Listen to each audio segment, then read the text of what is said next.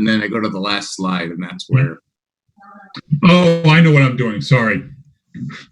I know exactly what I'm doing. Okay. Jay, I make mistakes all day. That's what Catherine does. She catches them for me. Yeah. Thank you for catching that. So what I don't entertain a motion on mass economic. All right. So let me start again, okay? Wow. What I don't have though is their total operating budget off of this, unfortunately. Oh, because in their spreadsheet they only have the old one from the March 11th. They don't. So actually, I can back into that number. Okay, I mean, I have the deck in front of me. If you me too. No, I have it in front of me too. That's what I'm looking at. But the problem is, if you look, the only deck that shows everything is their March 11th, 2020 budget.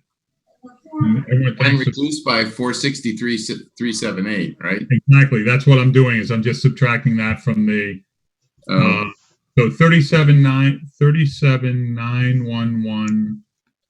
I think they did the math. Okay, on the document dated April 15th, the operating assessment is 28,910,000. But we're not looking at the.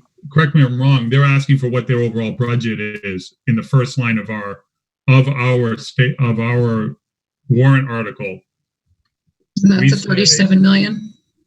The gross budget of the Masconomet School District.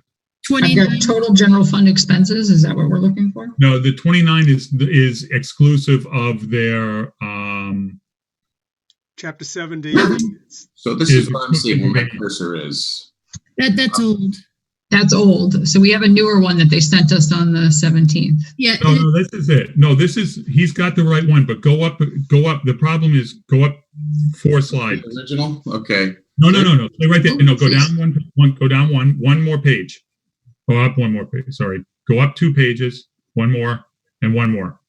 Right there. So the bottom number, the total general fund expense, is the number that isn't anywhere but here. We have to take that number and subtract 463,000 and whatever from that. So we have a different number though that they gave us on the 17th. Jay. So no, what you guys. All I'm saying is, if you read our warrant, it says recommend the town vote to approve the gross budget. The gross budget is subtracted by Chapter 70 and other money to get to the 29 million. So this 37,911,000 is the gross budget. Right. But what I'm saying is they have a new number that's 37,448. Good. That's what I need. That's the subtraction of the 463. That's the number I didn't have. Yeah. Okay. So what is that number? 37,448,235. Okay, so we have that number. Wait, give me 1 second, and then sorry guys for this, but it's okay. No, it's not like I'm getting up early tomorrow to run down to Boston. All right, I'm going to take my share screen off. Is that okay? Yes. Thanks, Mike. Okay, ready? I got it now. Okay. All right. Recommend that the town vote to approve. I propose positive action on recommend that the town vote to approve the fiscal year 2021 gross budget of Masco in the amount of $37,482,235 and raise and assess the appropriate sum of $7,952,000. No, sorry. 7,825. No, I know. Yeah, give me 1 second.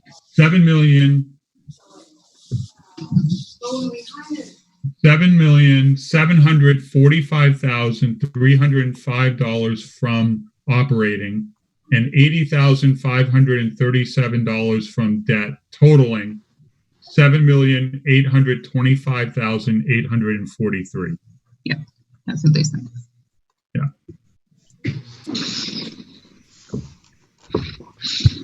I second. I'll second it. That's Karen did. Sorry about that. Karen, okay. I shouldn't be seconding anything. Karen seconded it. Okay. All right, so hearing a motion and hearing a second. Jen, do you think you got the motion, and did you get who made the motion and seconded it? Okay. Jen, I will email you the numbers. Any, Yeah. any discussion, further discussion on this? I know we've talked about it a lot. Okay, hearing none, move to a roll call vote. Lou? Aye. Karen Dow? Aye. Karen Duvall? Aye. Kay? Aye. Mike? Aye. Eric? Aye. John votes aye, so that's unanimous. All right, before we move on, we've had some other folks join us. It looks like Lynn Bermudez is on, Boyd Jackson's on, Mr. Gant's on, Kevin's on, welcome. So the Board of Selectmen meeting must have adjourned. We, just in summary, we've run through a few items. We voted our minutes, which was very exciting. We talked about the FinCom model, which is about the same number as last week. And I walked the group through the balancing tool that I had sent you all earlier today. I don't know if you've had a chance to take a look at that or not, but it's a tool that we anticipate to use on Thursday's meeting. So as we vote numbers in and out, as the elementary schools give further adjustments, as Kevin identifies further adjustments, we're able to make those changes to make sure the model balances. This is historically something we've done at our meeting on a whiteboard in front of the group. And this is an effort to make it a little more real time, and also a sheet that everybody can see. And it's very transparent. So hopefully that all made sense. Happy to talk about it if anybody wants to. We then reviewed, the core items of the budget that's not been voted outside the overall numbers. Warrant article items ends up being, the above items above guideline. One of those items we had voted for positive action previously was the fire. And I know that's a separate warrant article as of the meeting as of right now. And then we started talking about basically those same adjustment items on the balancing tool, which are the items that we would need to figure out where folks' heads are at. And so there's several items on the police. So understanding the game plan and numbers that we had looked at last year, and then we're trying to come up with an apples to apples comparison to understand there's a lot of moving pieces on the police budget. So I would say overarching thing that we're trying to figure out is, so one, COVID aside, which is hard to imagine, has that police experiment run long enough, and is there enough data points to say it's working or not working? And then the second is, now with COVID, do we feel that should be continued, not continued, and then the overall size of the police budget, where it's at? Anyway, so there was a lot of discussion about that, and I think folks had some questions for Kevin, and we can talk about that. We also talked about the Board of Health vaccines, inspectional iPads, as well as the library computer, and then we had just started going through our warrant voting tracker. And, reports, balance transfers, and operating budget can't vote on yet. That's going to be once we balance the budget. And what you got to see us so delicately discussed was the voting of the Masconomet assessment. And I think we just got to positive action on Masco. So with that, Finance Committee members, anything of note that I failed to summarize before I can turn it over to Karen and Che about the police? I think with Kevin, I think we put on hold the warrant voting so we can get that conversation while we have the group. Fair enough?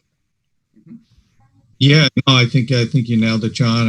And then I guess after we talk about police, any update that you can give us, Kevin, on, other things that have happened over the last week, potentially, as well as your conversations with elementary schools.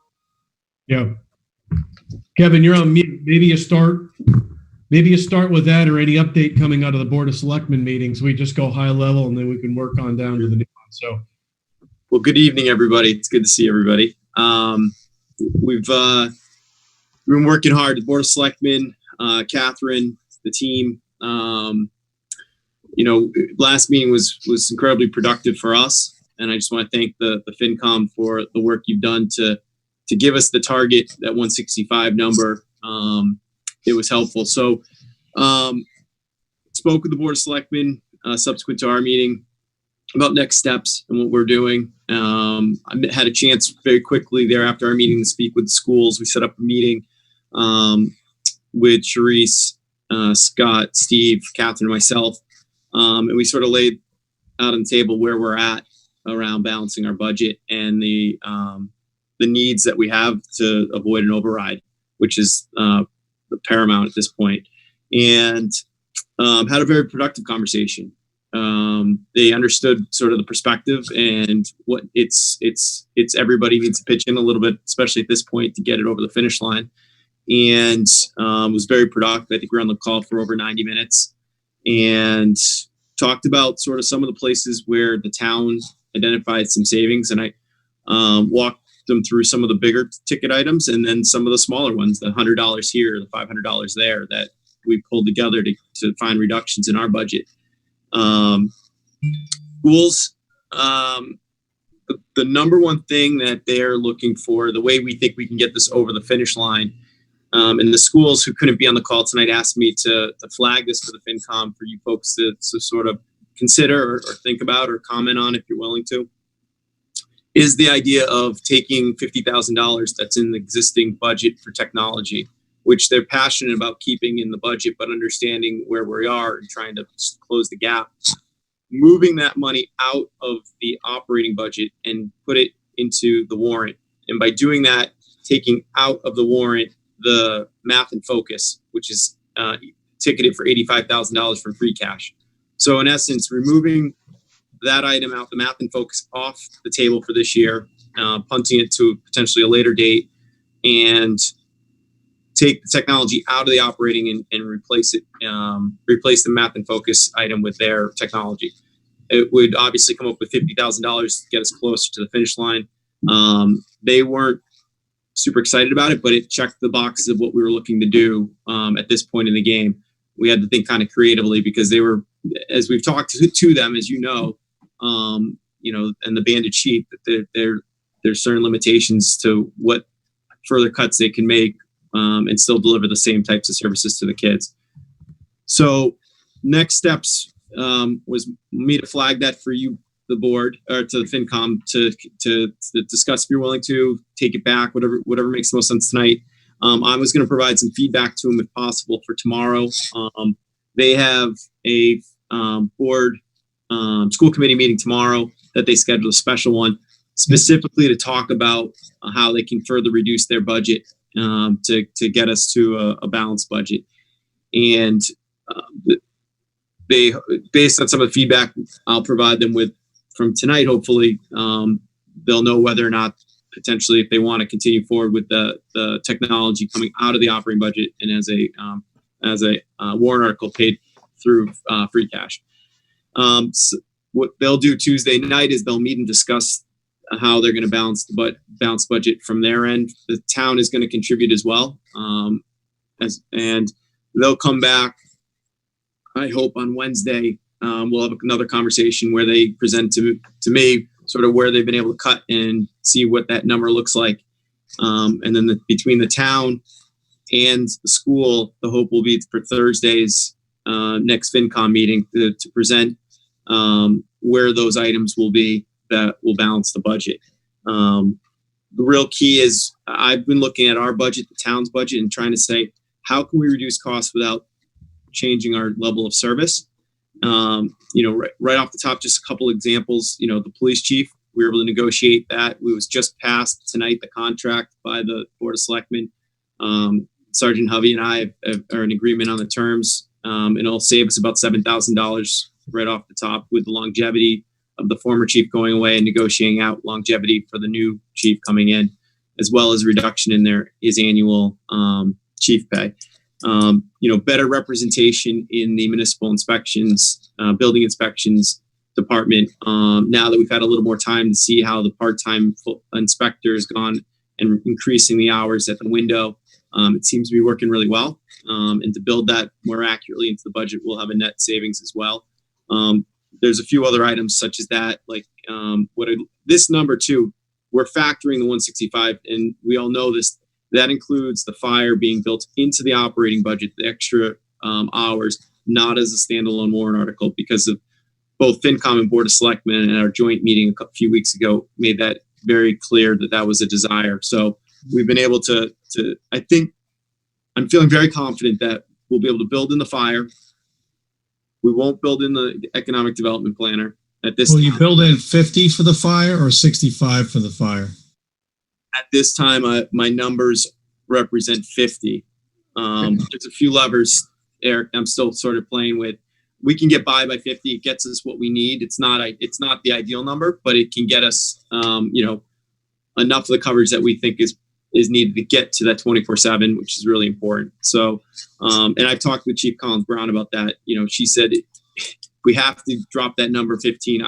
The bare minimum's 50, but we can do it with 50. And I said, okay, it's good to know, because we're at that point where we need to make those last little bits, those last little dollars matter. So that's built in there. And there's a few other items as well. I think I talked to the FinCom at some point earlier too.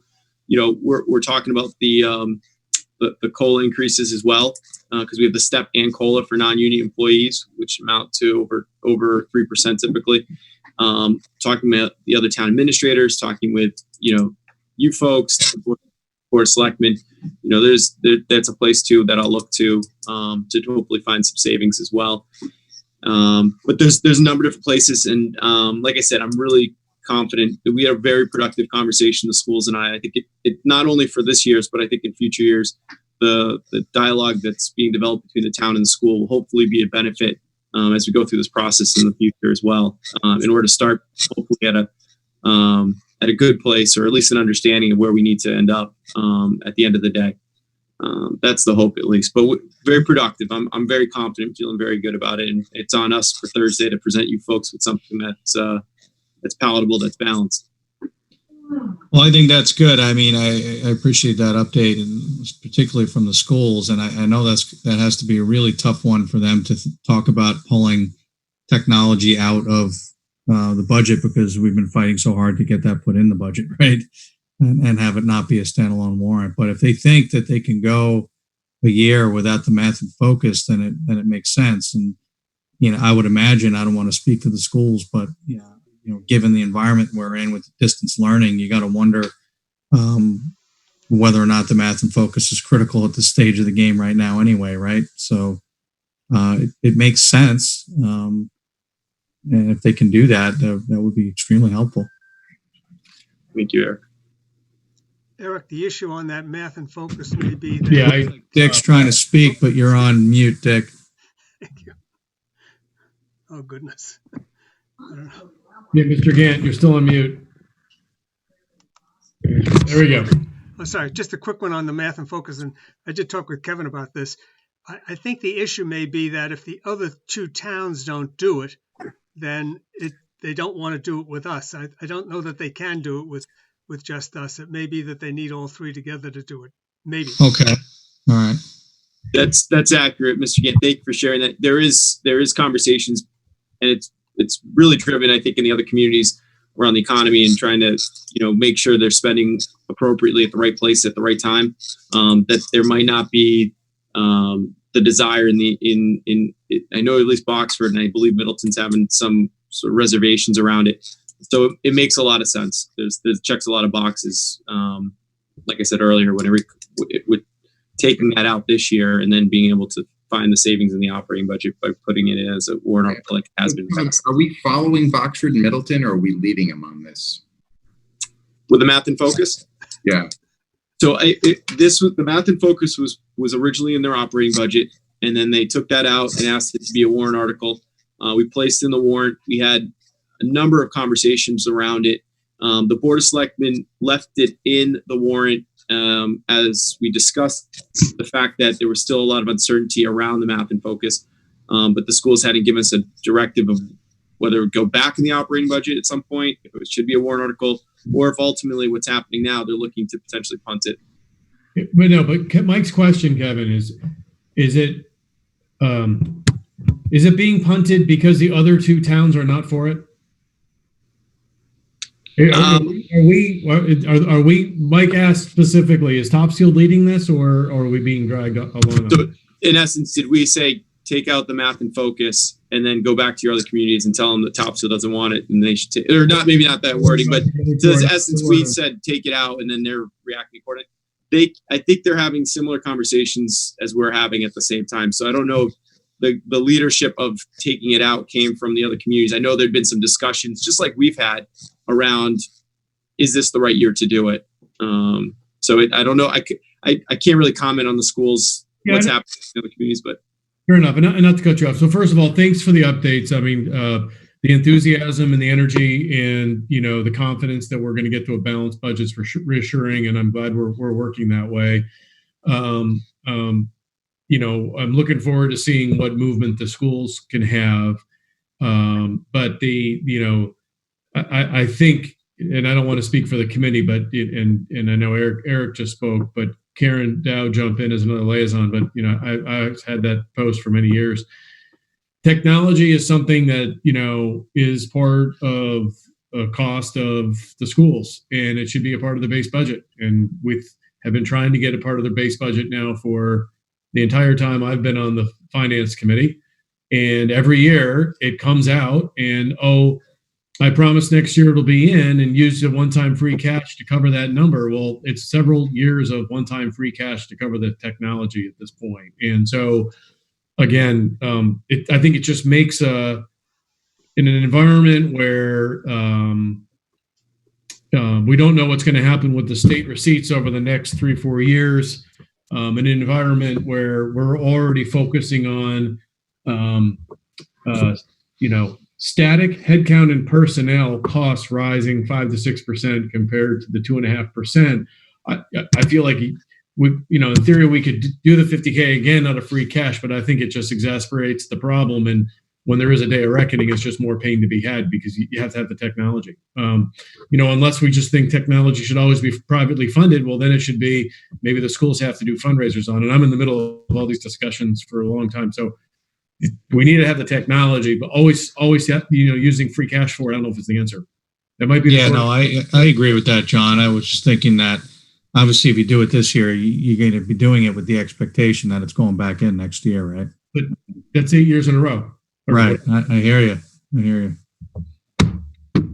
Yeah. And I'd say it even goes back, well, not quite 20 years. I mean, when I was on school committee, we were always discussing how do you fund technology? How do you keep it in the budget? The same thing with building maintenance. And, even if it wasn't in the budget, the end of the, hang on a second. Somebody had a noisy bone on the floor. The turnbacks at the end of the school year, that's often when the technology got bought. It wasn't in the budget per se, but when there were turnbacks due to, whatever, an expensive teacher left, that's when you bought it. And it would be really good if some year we really could put it in the budget and mean it and not have the funds disappear to give raises. Might we have $50,000 in turnbacks, considering the schools have been closed for a few months now? A couple months? Do we know that? Do we know the answer to that? I think Ms. Duvall identified something last meeting. Yeah, I mean, they had in their minutes that they were speaking to a $60,000 cost savings. Right. I don't know whether that's valid or not, but that's this year though. That's not. That's an estimated that will show up. We can use that money at special town meeting to pay for technology for next year. We don't even need special town meeting. They have a bottom line budget. They can say they do it themselves. Back to the town. We'll just use it to buy the technology we were going to buy in July, and it's done.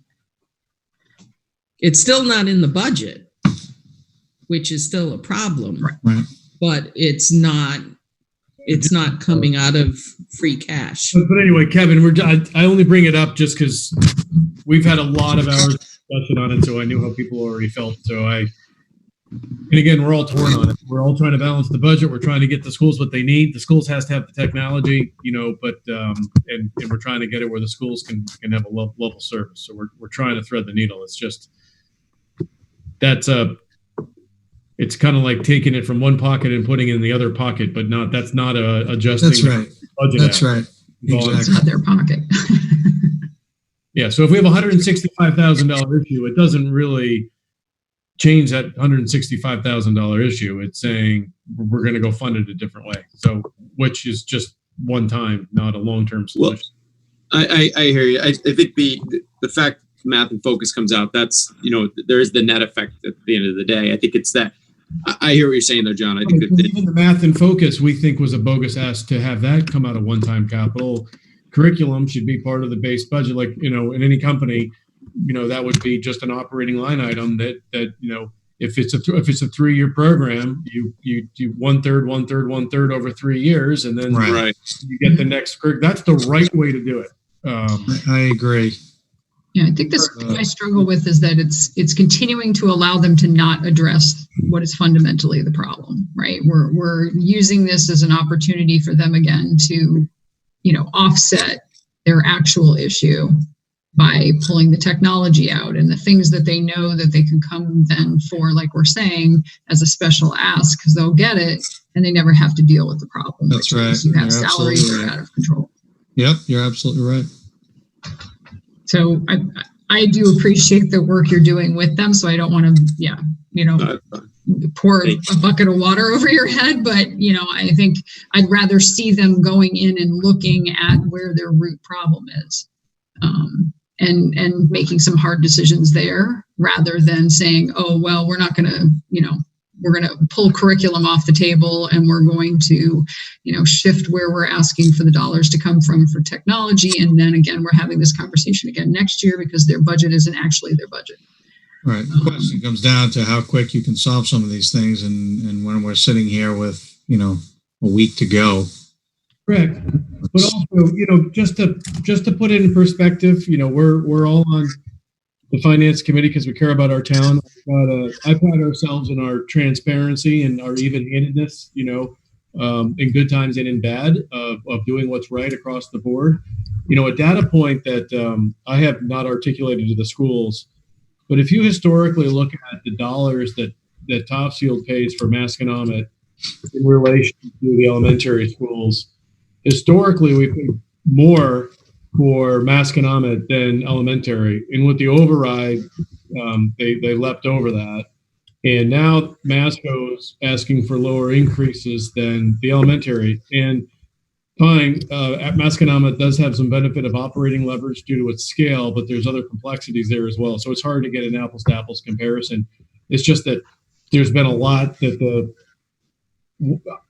I feel that Tom has been very supportive of the elementary schools over the last 8 years, and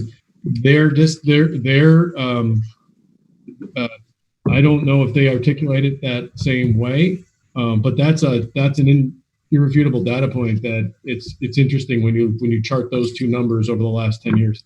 I was going to bring up that, so if I can echo what John said, my experience in the past has been that traditionally your secondary education is higher cost typically on a per student basis than your elementary is. Not always, but that tends to be the case. And yet we're looking at a place where, in essence, you've got 6 years and you've got 6 years plus kindergarten, and our costs have noticed are the other direction.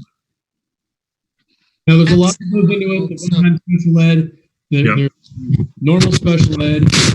There's if we build those services, you don't have to send people out of district. You can save that argument.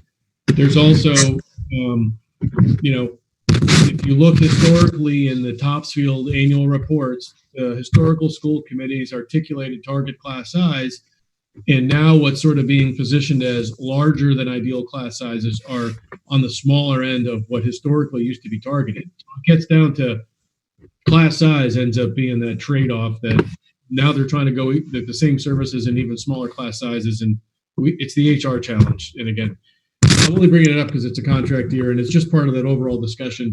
And again, I think we're going to get through this year. And Kevin, you're on the helm, and we're going to land the plane and not have over 100% agree on that. But this is in that side of me that was torn on, do we even issue cut guidelines today? Because it's going to get challenging. And so I'm only bringing it up that it's the more we kind of don't address the root issue is going to be more pain on the day of reckoning whenever it may or may not happen. That's all. Only reason you asked our temperature, and this is all stuff we've talked about that you haven't heard. And I'm just trying to quickly kind of cut right to the essence of it, and everybody jump in and tell me if I'm wrong. But these are just, these aren't John Guido's personal opinions. Some of them are, some of them aren't. I'm just trying to articulate what we've collectively felt and discussed over time. Yep. One thing is the elementary schools, I think they have their contract. 21 might be the second year of their contract, and it's got a 2.5% COLA built in, and 2.5% of whatever $8 million in salary costs. That's a big ticket number. I don't think they can reopen to reduce that, but that's what's driving some of their issues. And also, I'd note that Masconomet, their budget has their health insurance in it too. Right. Good point.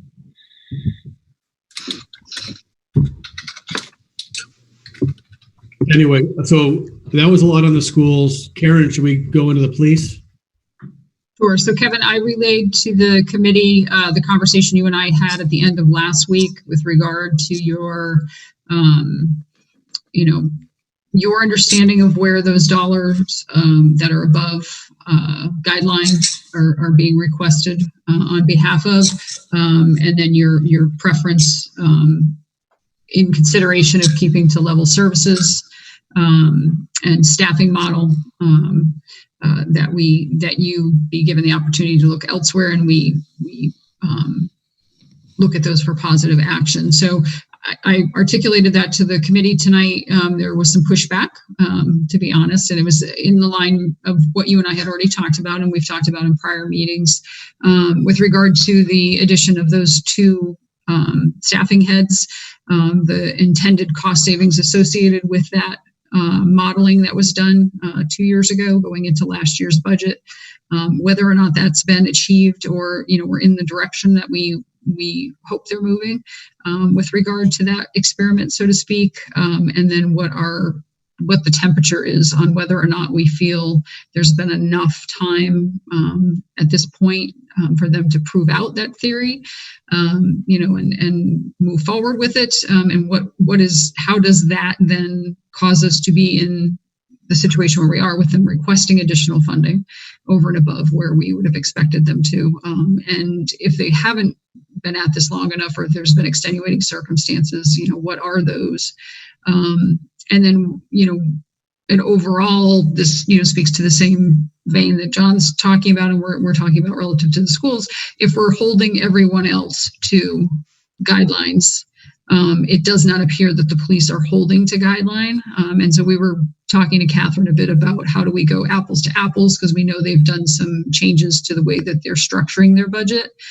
So us to get a direct read across on line items is a little difficult. So Che and I had talked about getting together and trying to do that so that we could line item them across, over the last 3 years to see where these numbers are falling. Before we get to Thursday's meeting, but wanted to give you the opportunity to weigh in and speak your thoughts. Thanks, Karen. So had a great conversation with Karen earlier last week. Kind of talked through. So the ones that had no action on when you're voting the budget, holiday wages, night differential, police wage training, police specialty pay. Those 4 items, 12,000, 2,000, 8,400, 1,000. My understanding is that's a direct correlation to the additional officers and the necessary cost of having 2 full-time officers on board. And so we have those officers. They're part of our team at this point. So the question is, the valve that we can open up where we find that savings is the overtime, which was, as I understand it, a couple years ago was identified as the place where the savings would go, right? So reduce the overtime, add new full-time officers, reduce the overtime. And one of the places we were able to reduce through the Board of Selectmen process was within that overtime budget. We dropped that down by $28,000. Working with the chief and the captain, that was a number we felt good about putting in at that time. So the police budget's my most confusing department, to be honest. And I'm still getting my arms completely around it. I probably would have been a little bit farther along if I had been able to dedicate a little more time the last month or so on it. But, with the new chief coming in, it's an opportunity as well to really take a hard look at how we're doing when it comes to operations and also budgeting. So my only concern on the overtime right now is I'm hearing from the police, they still don't feel comfortable reducing that number further. And I'm really trying hard in the reductions we're creating is not to change operations or to cut services. If they're telling me we need these overtime lines in order to be able to cover the shifts, we usually do a 3-3-2. Sometimes we don't fill some of those 3-person shifts when someone's on vacation. We find some savings there. But our overtime budget should be accounting for that. So if we reduce that overtime line item at this point, that could have a real impact on the level of service we provide. We might have less officers on the street at any given time if the overtime line items don't allow us to fill the shifts necessary. That's the theoretic part of it, right? I'm still learning the real actual. It's very, very, there's a lot of nuance to it. So what I was saying earlier last week with Karen is, I think we were going to be able to balance this budget, and I think we can do it without actually cutting any of the services we're providing. I mentioned a couple areas on the police budget earlier that I'm looking at that's just contract driven at this point. We've got a new contract with a new chief. That's savings right there. Talked about inspectional services that we can still deliver the same services we're delivering today next year and represent it in a more accurate way. Taking $3,000 out of the clerk's office for additional wages, which was put in there for $5,000 a couple years ago, as I understand it, for some of the public requests that were coming in. Feel confident we can still provide responses to people without having the money in there. So I guess my bottom line is I wasn't here during the process when the new officers were put in, but I'm looking at it today saying, okay, how do I get this budget balanced? Overtime's a big number, and we could find some real savings there if we needed to. But can I balance it in other places before I go there? And I think I can. And then that gives us some flexibility. It doesn't mean we're going to spend the money. It just means we have the flexibility. If the projections that the police are providing on the overtime line, and they're telling me they need the dollar amount, we can still provide that service. And that's my ultimate concern, is if we're not able to meet those expectations on the service front. So that's helpful. Challenge that we're trying to, just like I was saying before about, we try to be fair and balanced and even, right? It's they came up with a creative solution last year. I know you weren't here when we went through that, and I also know that there's been some headcount changes there, and it hasn't been a clean, start the clock, end the clock, take that data set and measure. And on top of that, we're restating these accounts. On top of that, we've got COVID going on. So there's 4 or 5 complicating factors, which are making it very hard for us to be our transparent and even keeled. Did it work? Did it not work? If it worked, great. If it didn't work, let's reverse it. And we're trying to be like, how do we have an opinion on it other than, hey, let's fund these amounts, let's balance the budget elsewhere, and if we need to spend those funds, we can. I know that's kind of where we are. I get that.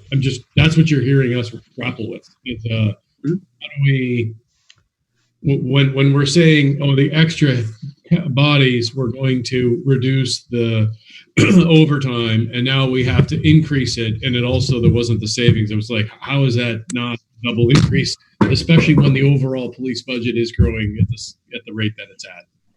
Again, these aren't John Guido comments. These are summarizing comments that were earlier tonight. Hey, John, did we also someone identify that there's in the police wage regular officer increase that there was some wiggle room in that $128,000 number, like a salary reserve built in or something like that? Yeah, I thought that was a salary reserve from fiscal 20 that then rolls into the budget in 21 and looks like a big increase, even though it's not. But maybe I misunderstood Catherine.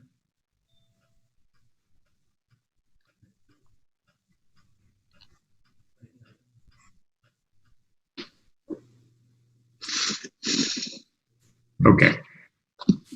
Kevin, what we're struggling with is to understand what should we consider to be baseline for them? And then how much is the actual increase this year overall for wages and salaries? You know, what's contractual and what's over and above contractual, so that we have a better sense of, are they hitting guideline with their budget request, and then the balance is contractual obligations, or are they not? You know, and then there's some, you know, their contractual obligations are getting them to X, and then there's now this subsequent, you know, additional dollars that they're asking for over and above that. That's beyond the guideline. Yeah, no, I understand. and we don't need an answer now. Yeah, I was just going to say, if I'm going to really dig deep on those, I'll get with Catherine over the next 24 hours, and we'll try to, on the straight wages, and calculate that and make sure that number is accurate. I know Catherine does a great job auditing all the departments when they provide numbers on the wages, and you know, there's always the modifications that take place. And then again, on the overtime, that's obviously not contractually driven, because there isn't minimum shifts or mandated shifts, or it's not something that's in the contract now, and not something I'm willing to give in the contract. So that number is going to be fluctuating. If we did, then that number would be a little more precise, but it'd be a higher number, because we know we'd have to fill X amount of shifts on time and a half. This is what the number would be. So that's why the overtime number is somewhat subjective. We're getting actual numbers, which is going to help drive us this year and years to come. And every year it'll be more precise in what we're seeing and how we operate. And especially with the new chief, we'll be able to kind of, he can look at it with fresh eyes. The way I'm looking at the budget. Give you a sense as to what we need before we can vote that stuff, or as much as possible. And if we have some of the answers, not all the answers, and we're just going to have to take that into consideration as we figure out how to handle all this, right? I mean, it's kind of it's an odd and funky year here for us all. So,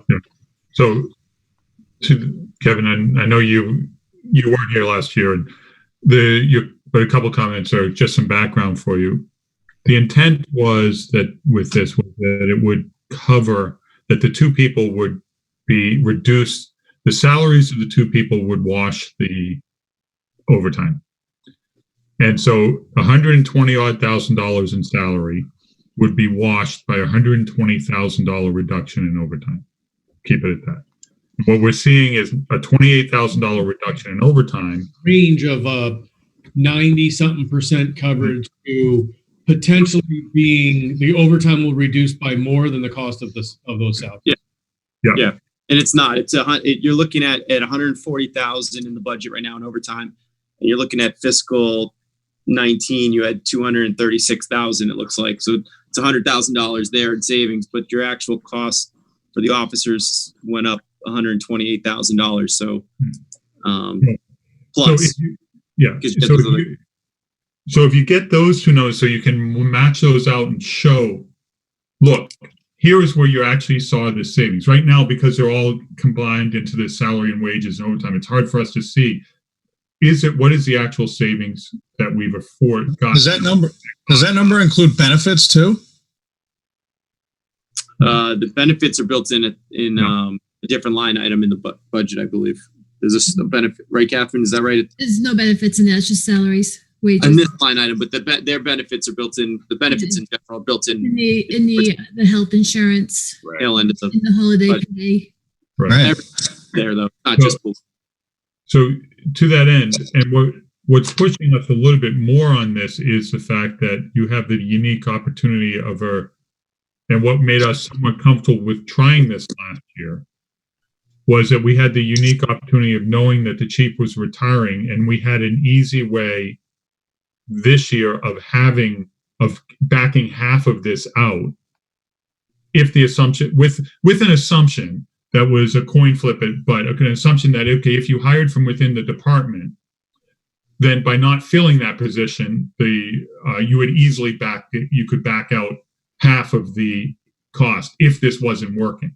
So part of the comfort that the finance committee had, and I think the board of selectmen as well, in talking about this, I'm not want to speak for them, but tee it up for them to validate, was the understanding that, okay, come April, if we find this isn't working, okay, there are some candidates that will be coming from internal, and if one of them is selected and this isn't working, we have an easy way to say, okay, one of the two candidates, we don't fill one of the two positions, one of those positions. So that's where it's not just this year's budget. It's also, okay, if you go forward another year, you've locked in and it becomes a lot harder to contract that. Right. So we're weighing what was the, here's the pitch, here's what we greenlit.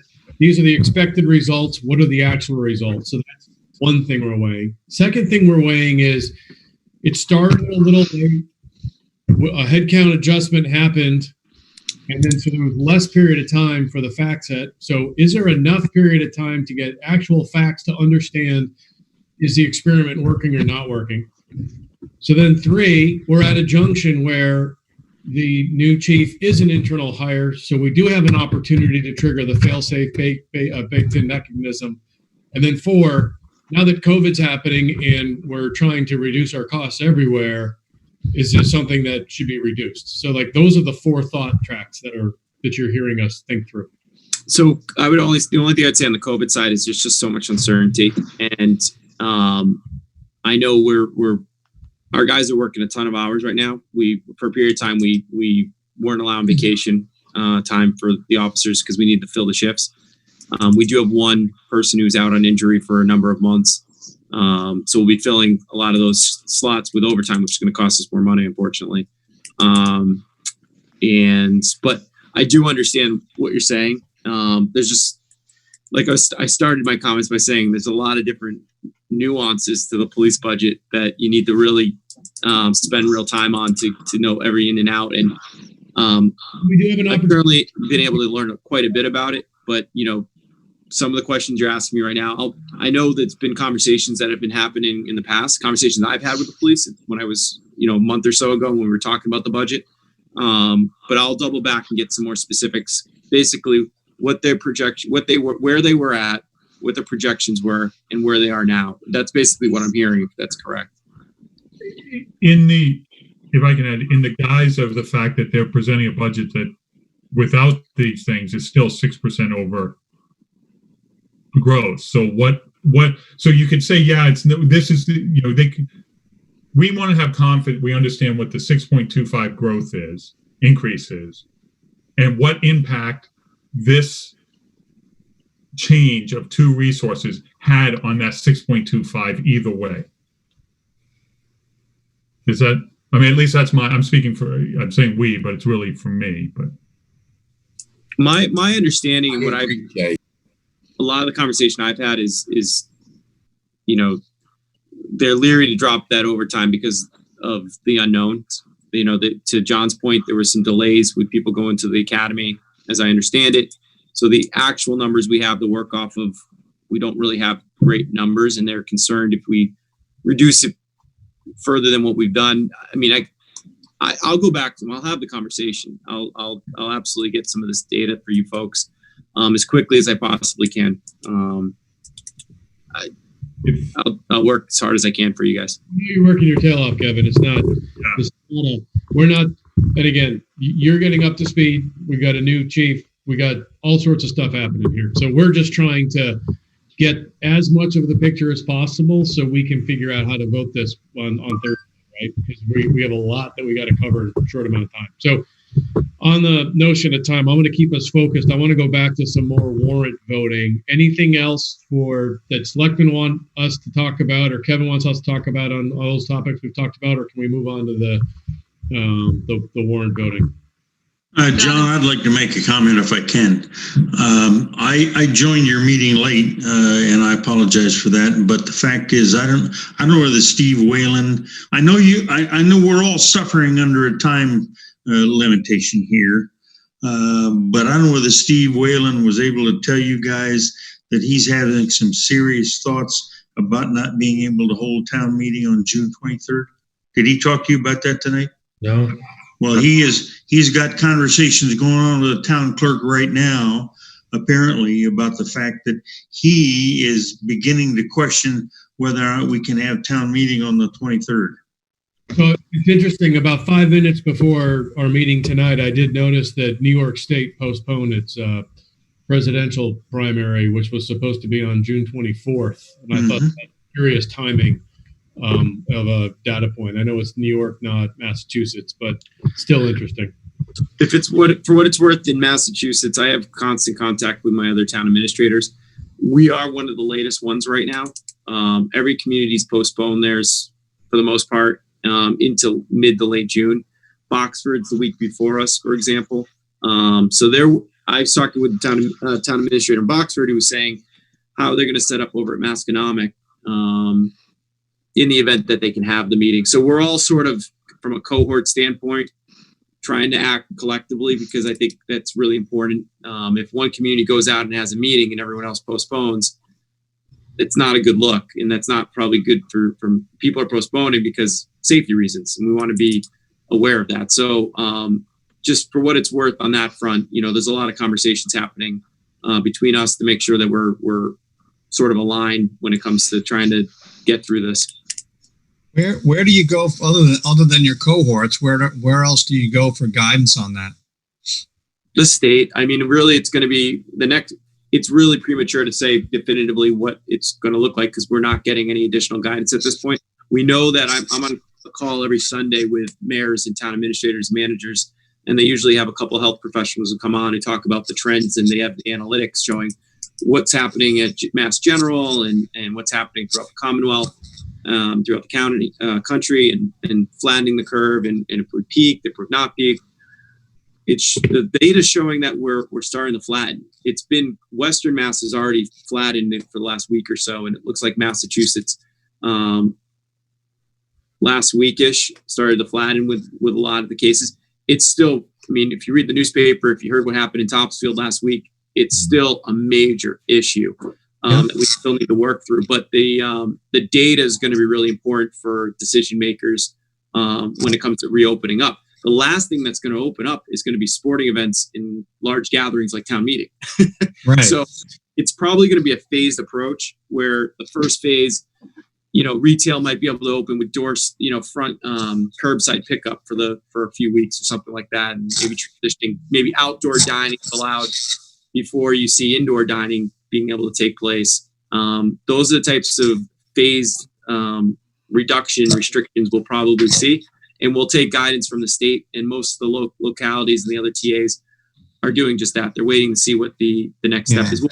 We'll hear more this week, I'm sure, from Governor Baker. That's got to be a big challenge to get fair and equitable access to everybody in town to show up and have their voice heard on town meeting floor. And I think the other thing that's going on right now is that, and correct me if I'm wrong, but I believe Baker's guidance was we were able to postpone town meeting basically until the end of your fiscal year, which is June 30. If the next move would be, do they move that out further, and then there's some type of an emergency funding? They did allow that month funding until that would happen in the event that it does go beyond the fiscal year, right? So that's right. Those are the other guidance that will be coming down through that I'm sure you'll be looking at. Yeah. So when do you think you'll hear, Kevin? Like, when's the showstopper date? Right? Go, no go. what's the date that we have to print the ballot and print the warrant? I mean, that's the question is, what's the data set you have as of that date, right? It's like May 21st, that time frame, in order to have the 35 days on the ballot. Right. But Yes. but one of the things that Steve Whalen said, and you can correct me if I'm wrong here, Lynn or Boyd. What Steve Whalen said was, we've got the 23rd as a date. We don't know if we'll do it, but his suggestion was that we get everything in place for the 23rd, and then there is that authority to move it out up to 30 days from that point.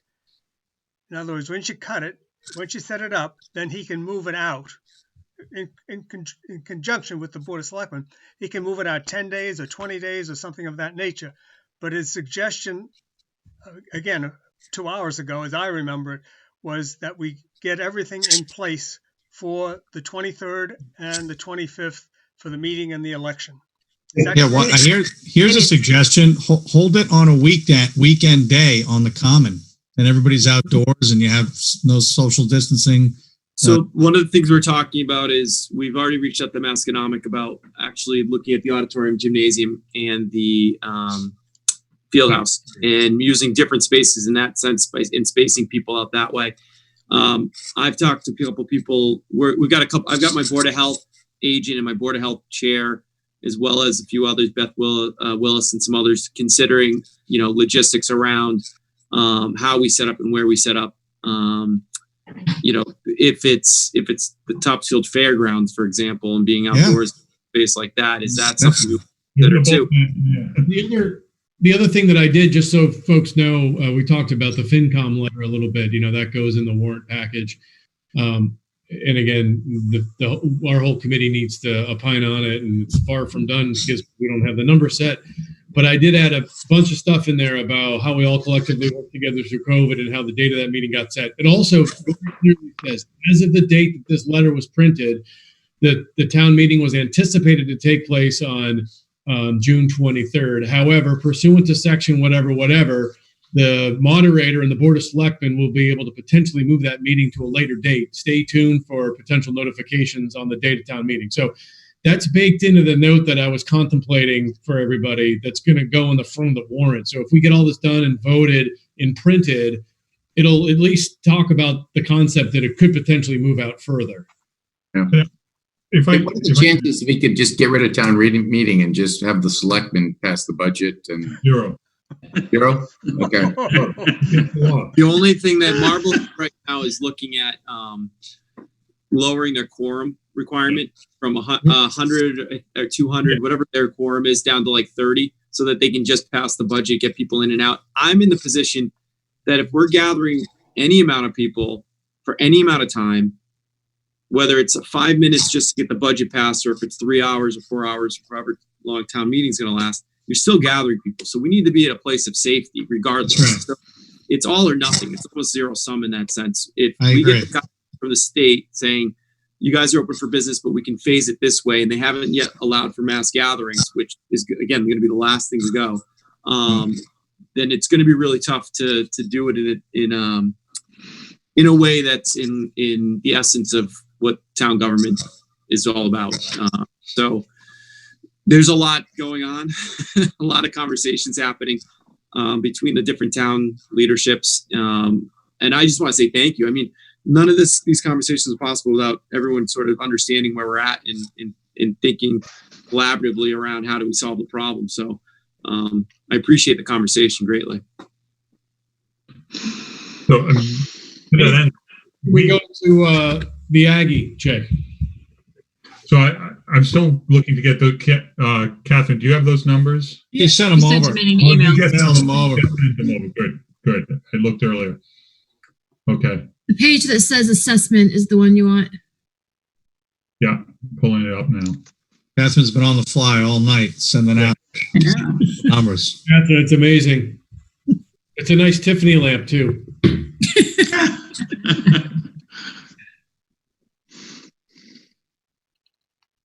Okay, so our number is 300. Sorry, I'm just trying to get this. Open. Unfortunately, it's opening it in my email instead of in my. Oh, what are you looking at? Oh, I'm just The getting. assessment. oh, Catherine, keeping up with you is tough. So 300. I do all the Masco numbers. It's hundreds of thousands. I do this one is millions. 364,498 is what our overall is, correct? The preliminary assessment. 364,498. That's the same deck we were looking at. Yeah. Yep. All right. So in PDF. 364,498. So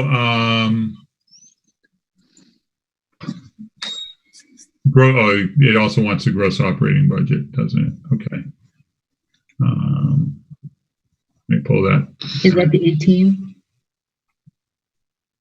Yes, it's the 18 million. So with the gross operating budget of 18,262,837, of which Topsfield's share is $364,498. I propose we recommend positive action on this. On Article 6. Article 6. Jen, yeah. Yep. Okay. Hearing a motion, is there a second? I second. Okay, any further discussion? Okay, hearing none, we'll go to a roll call vote. Lou? Aye. Karen? Deval? Aye. Okay. Aye. Mike? I Eric? Aye. Did I miss anybody other than Karen D. Karen D. I think that was an aye. Karen Dow, you said aye? Aye. And John Guido says aye. So that's unanimous. So that passes. Moving down the line, 13th. The town hall and library telephone systems. Article 13.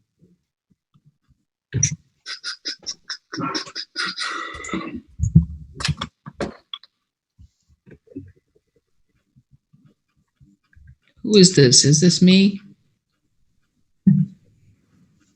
It's town hall. I think it was John. Right? It's John. I think it's technically me. Or is it John? Yeah, it's John.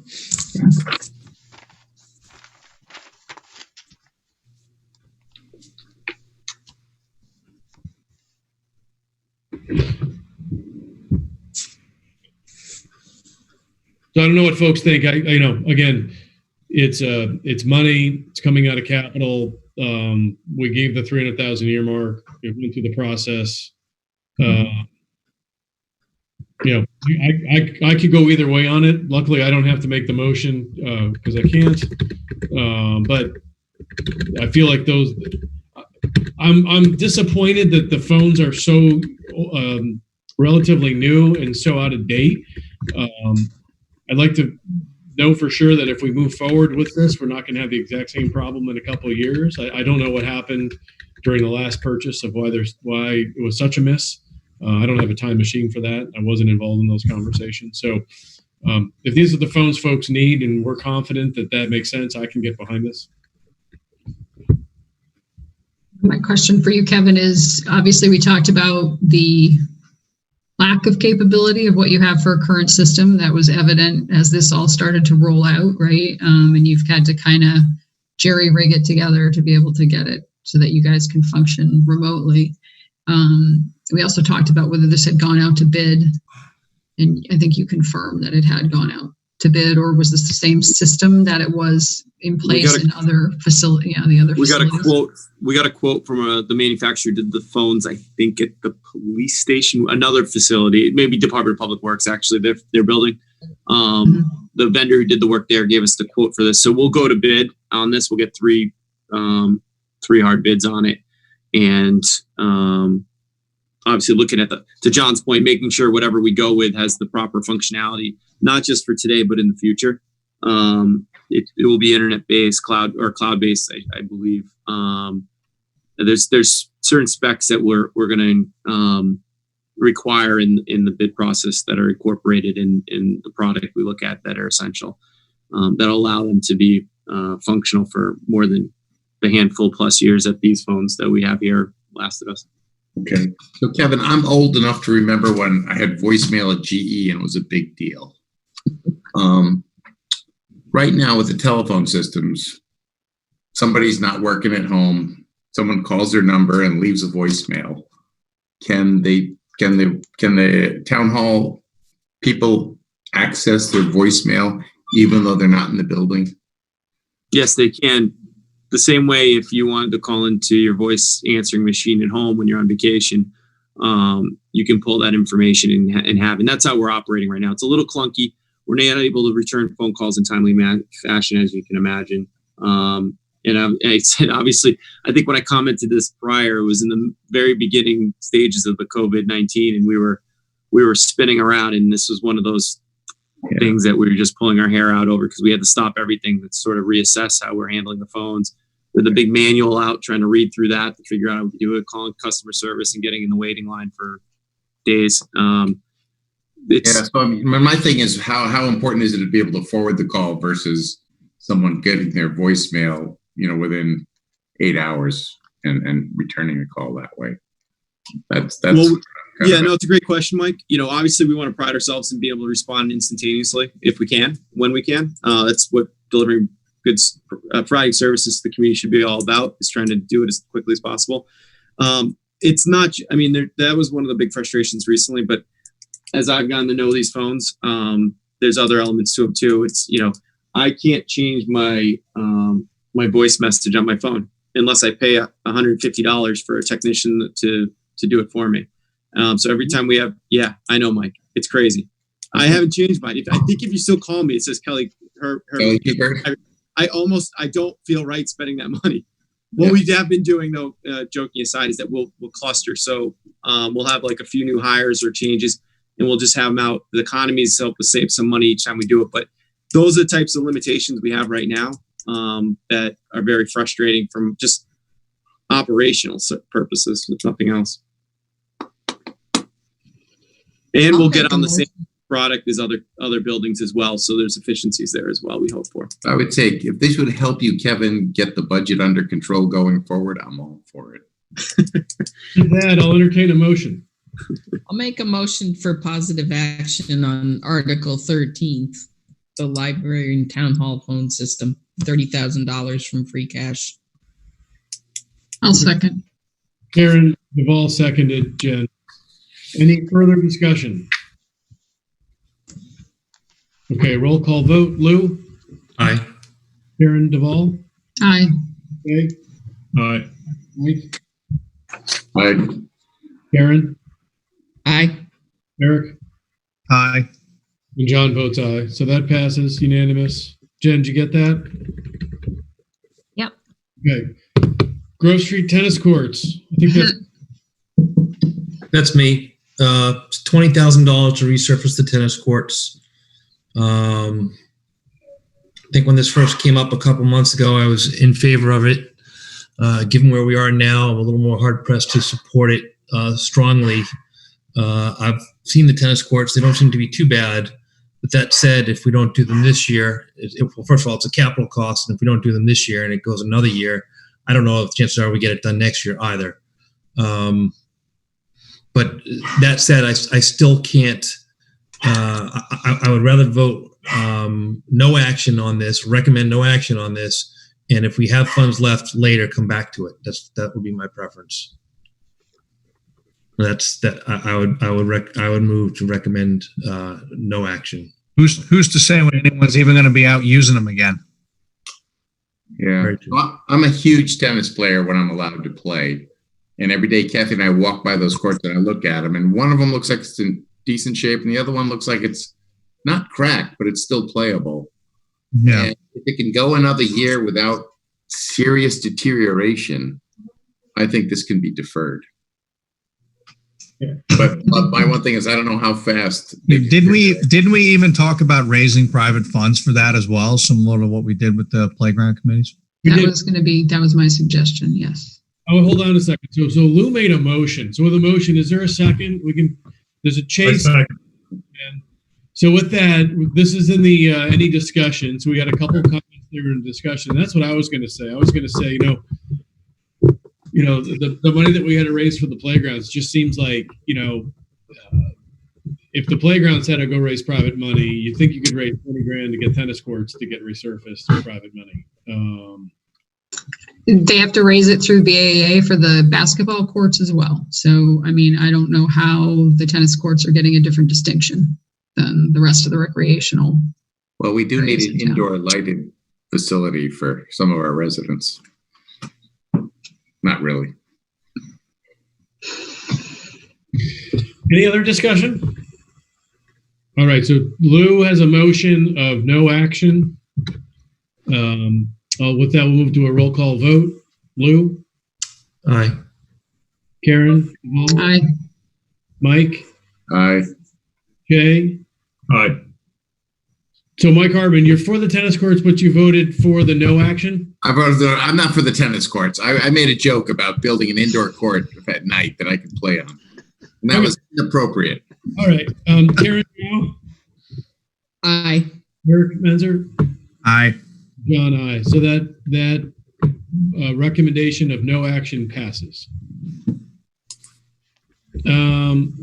Math and focus, I guess we don't have to vote on that. Sounds like that may not be on the warrant. Yeah, let's wait until after the school committee meeting tomorrow and see how that shakes out. Okay. Fire department night staffing, we already voted it for the over guideline list. Now it's on the warrant, but it might be moving out of the warrant, so I don't think we need to vote that. Part-time economic developer planner, Kevin suggested that might not be on there depending on what happens with the balancing on Thursday, so I think we hold off on that. Bringing us to the home rule petition. Lou, is that you? Yeah, that one's mine too. So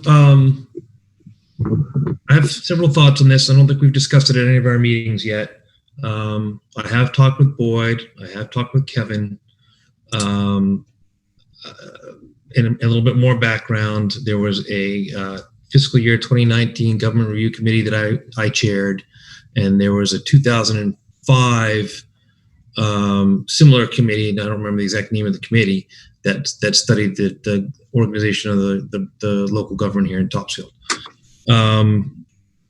Essentially, what this home rule petition would do is eliminate the Board of Park and Cemetery Commissioners as an elected commission. It would eliminate the road commissioners as an elected commission, and it would eliminate which not all of you have, but it has since been revised to eliminate the Board of Water Commissioners as an elected commission. Those boards would all continue on in an advisory capacity until their terms expired. But what it would also do is put those various areas of town governance into under the supervision of the town administrator. Via the town administrator would supervise a highway superintendent who would look over highway functions and also the cemetery functions and park and cemetery functions. We may be creating a recreational department at some point. We haven't ironed out the details for that, and the water department functions would be under the superintendent. So there basically would be, Kevin, correct me if I'm wrong, but there'd be a highway superintendent under your supervision, a water superintendent under your supervision, and eventually I'm not sure, a rec department director or something like title like that under your direct supervision, correct? Yeah, so Lou, that's great. Yeah, no, thank you. I just only for the purposes of what we're looking at today, for this year, that would be the sort of the long-term vision that's out there, is to create that rec department.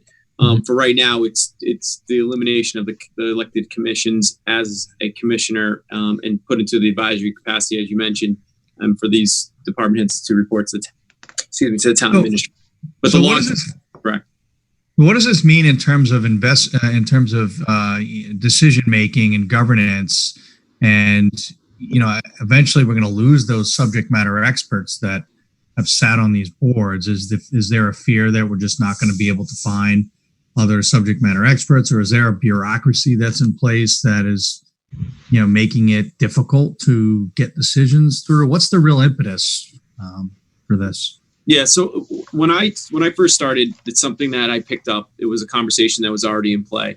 Coming from Beverly, where we had a strong mayor and we had 26 department heads reporting to me and the mayor and I, with one department head reporting to the city council, we were able to move nimbly, effectively. We could pull resources from one department to the other as needed.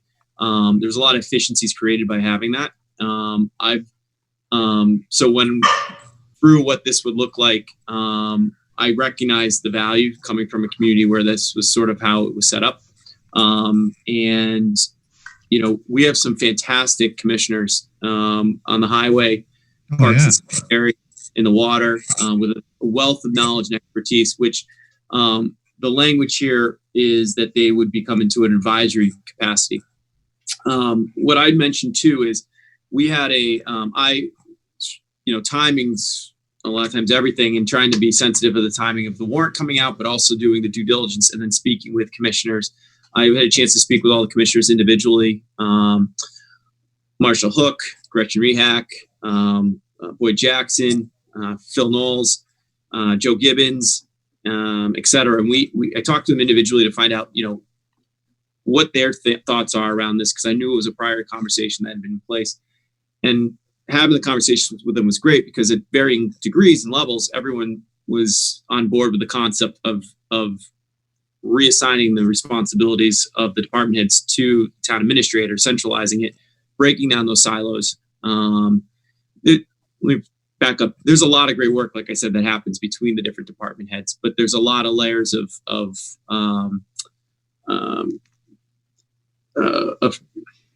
a lot of layers that are involved in the process. If we need to move quickly, nimbly, we're able to do it because we have a great relationship. But this gives us the flexibility. For instance, if down the road we want to make a rec department reassign some of these responsibilities, they all fall under the town administrator. We can make those adjustments without having to have multiple commissions, elected commissioners, trying to figure out how to make that work and decommissioning at that point. You look at how does this make us more efficient? How do what's the value to this? And anytime you consolidate and you look for those efficiencies. So, one example is right now we have a mechanic in the highway department who's working X amount of hours on equipment. And then because there's not enough equipment for him to work on, he's going out on the road crew doing work. Would he rather be working on equipment? Yes. Is he better suited to be working on equipment? Yes. Could he work on, say, the park and cemetery equipment if we consolidated? Absolutely. And there's a real opportunity there. Or when it comes to snow removal, being able to have the fleet managed where there's overlap. Right now that there's the parks and cemetery does certain elements of the parks and cemeteries, and our team does the rest of the highway, I should say, does the remainder of the work. So there's opportunities there as well. Sharing equipment, et cetera, is a huge component of it. I've been asked a couple of times from people, can you put a dollar amount to it, Kev? How much are we going to actually save? It's really tough until we get into the weeds with it and we start seeing in operation exactly what those savings might look like.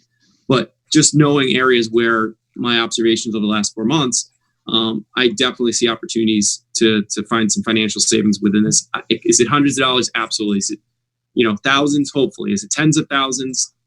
I don't know yet. We'd have to see how this goes. But I certainly see there being an opportunity. Anytime you create efficiencies, there's always usually a financial benefit to it as well.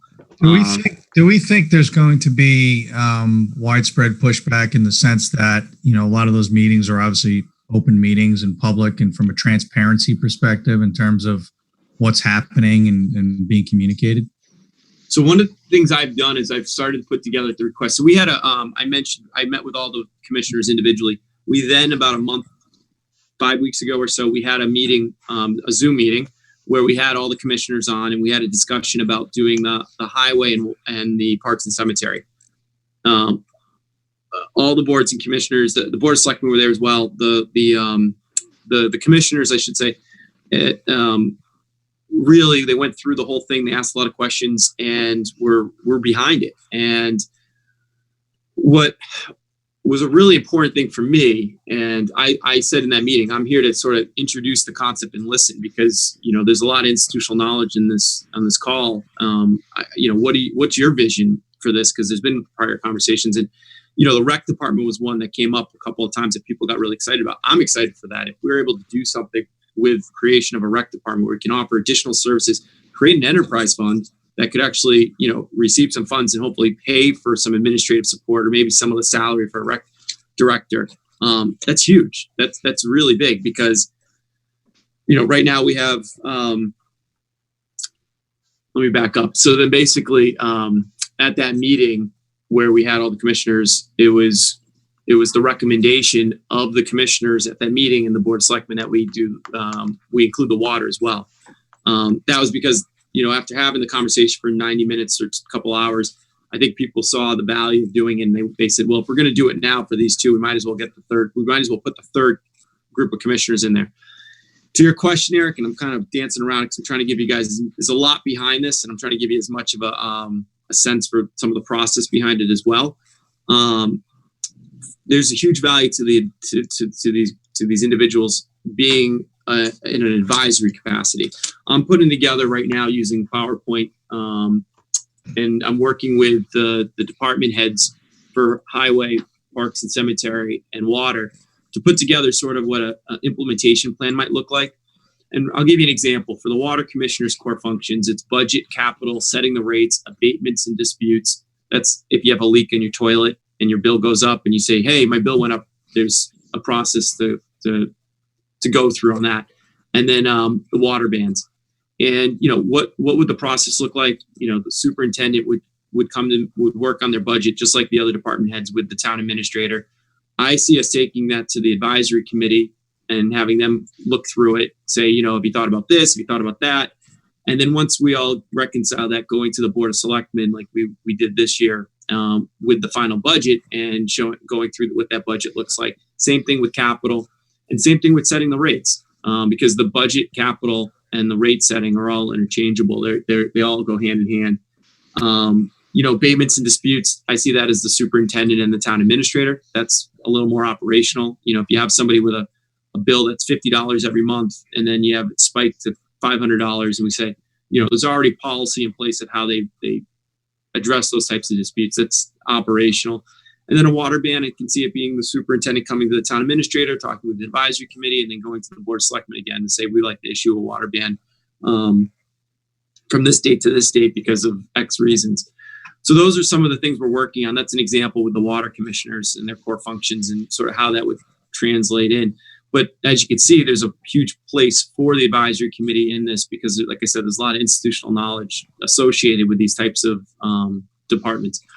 But that being said, obviously other communities have done it where either the mayor or the town manager or town administrator oversees these responsibilities in collaboration with the other groups. I see your hand up, Mike. I'm all for less bureaucracy. I think it's great. I was just playing kind of the devil's advocate of whether we think the public would support that because of the fact that I'm assuming the advisory committees are not necessarily going to be open meetings, right? Advisory committees would still need to meet under the open meeting law. The question really is, will advisory committees still exist after these terms expire? Good question. Yeah. Mike. I have three, I guess 3 points. First one is, what would happen to the Park and Cemetery Trust Fund? Where would the control of that reside? Where would control of the retained earnings in the water department reside?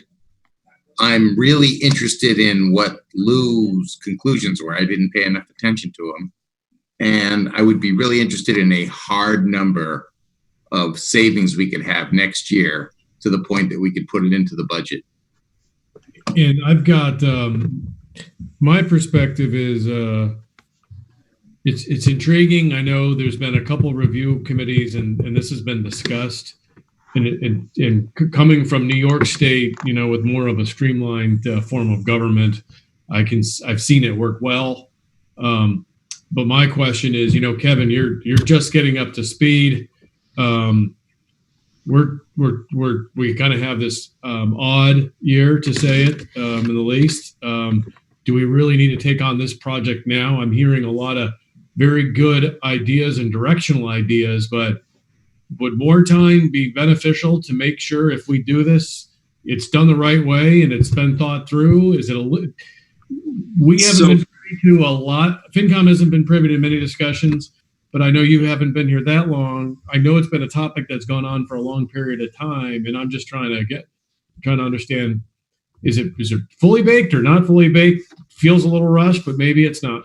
No, there's been a lot of conversation around this. Like I said, one of the first conversations I had when I came in, when I was transitioning, this was hiring a new police chief, getting on the budget, and the consolidation or reassigning of the responsibilities from these commissions. So this was on the radar from day one.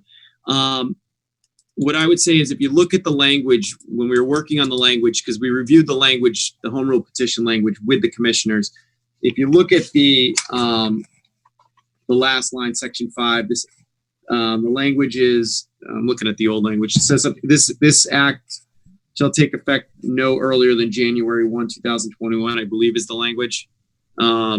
So it's not happening the day after we have town meeting. It's happening at a future date. So it's not rushed. And, I'm not nervous at any level about taking on these types of responsibilities. I actually, I'll be frank and honest with everyone, I was a little disappointed I didn't already have them coming into the job, because I've seen firsthand how having that type of operations of an organization, how beneficial it is to streamline processes.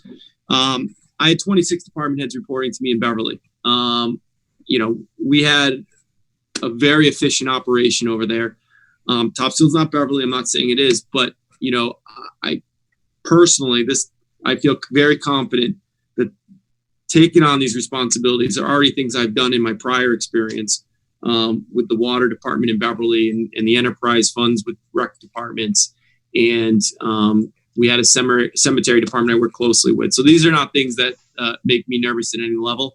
And honestly, I know I've been on the job for only a few months, and we've got a lot going on. Doesn't scare me. We'll get this done and we'll get it done right. That's a promise and a commitment. I think in 2005, that was, I think, the first time it came up. And at the time, at least then, it seemed like the commissioners in seat, a lot of them were saying, it's so hard to get anybody to run. It's fine with me if there's no elected board for this anymore. And there was some perception that, well, it might be an opportunity to combine the superintendents into just one person. And that's what actually derailed it at town meeting, to my memory, that Ann Raftery got up and said that's not fair to Steve Shepard to not have him be a superintendent anymore. And that's what sort of derailed it. For this, we're keeping the same 3 people. We're still keeping 3 independent departments with their own department heads, right? So the core difference, there's no perceived saving that way. Right. The core difference is, and I would reiterate that Steve's going to retire, Dave Bond has retired, so in that sense, the timing of this is I do feel it is rushed, but it may be appropriate.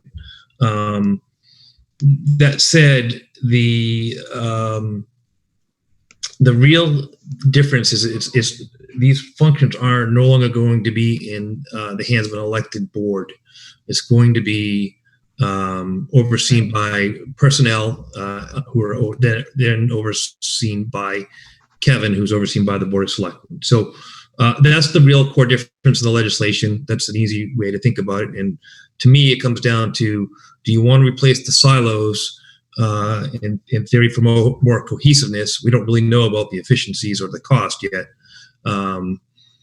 And for having control being a board that's elected by the voters. That's how I would sum it up. Lou, if I could as well, on the timing component of it as well.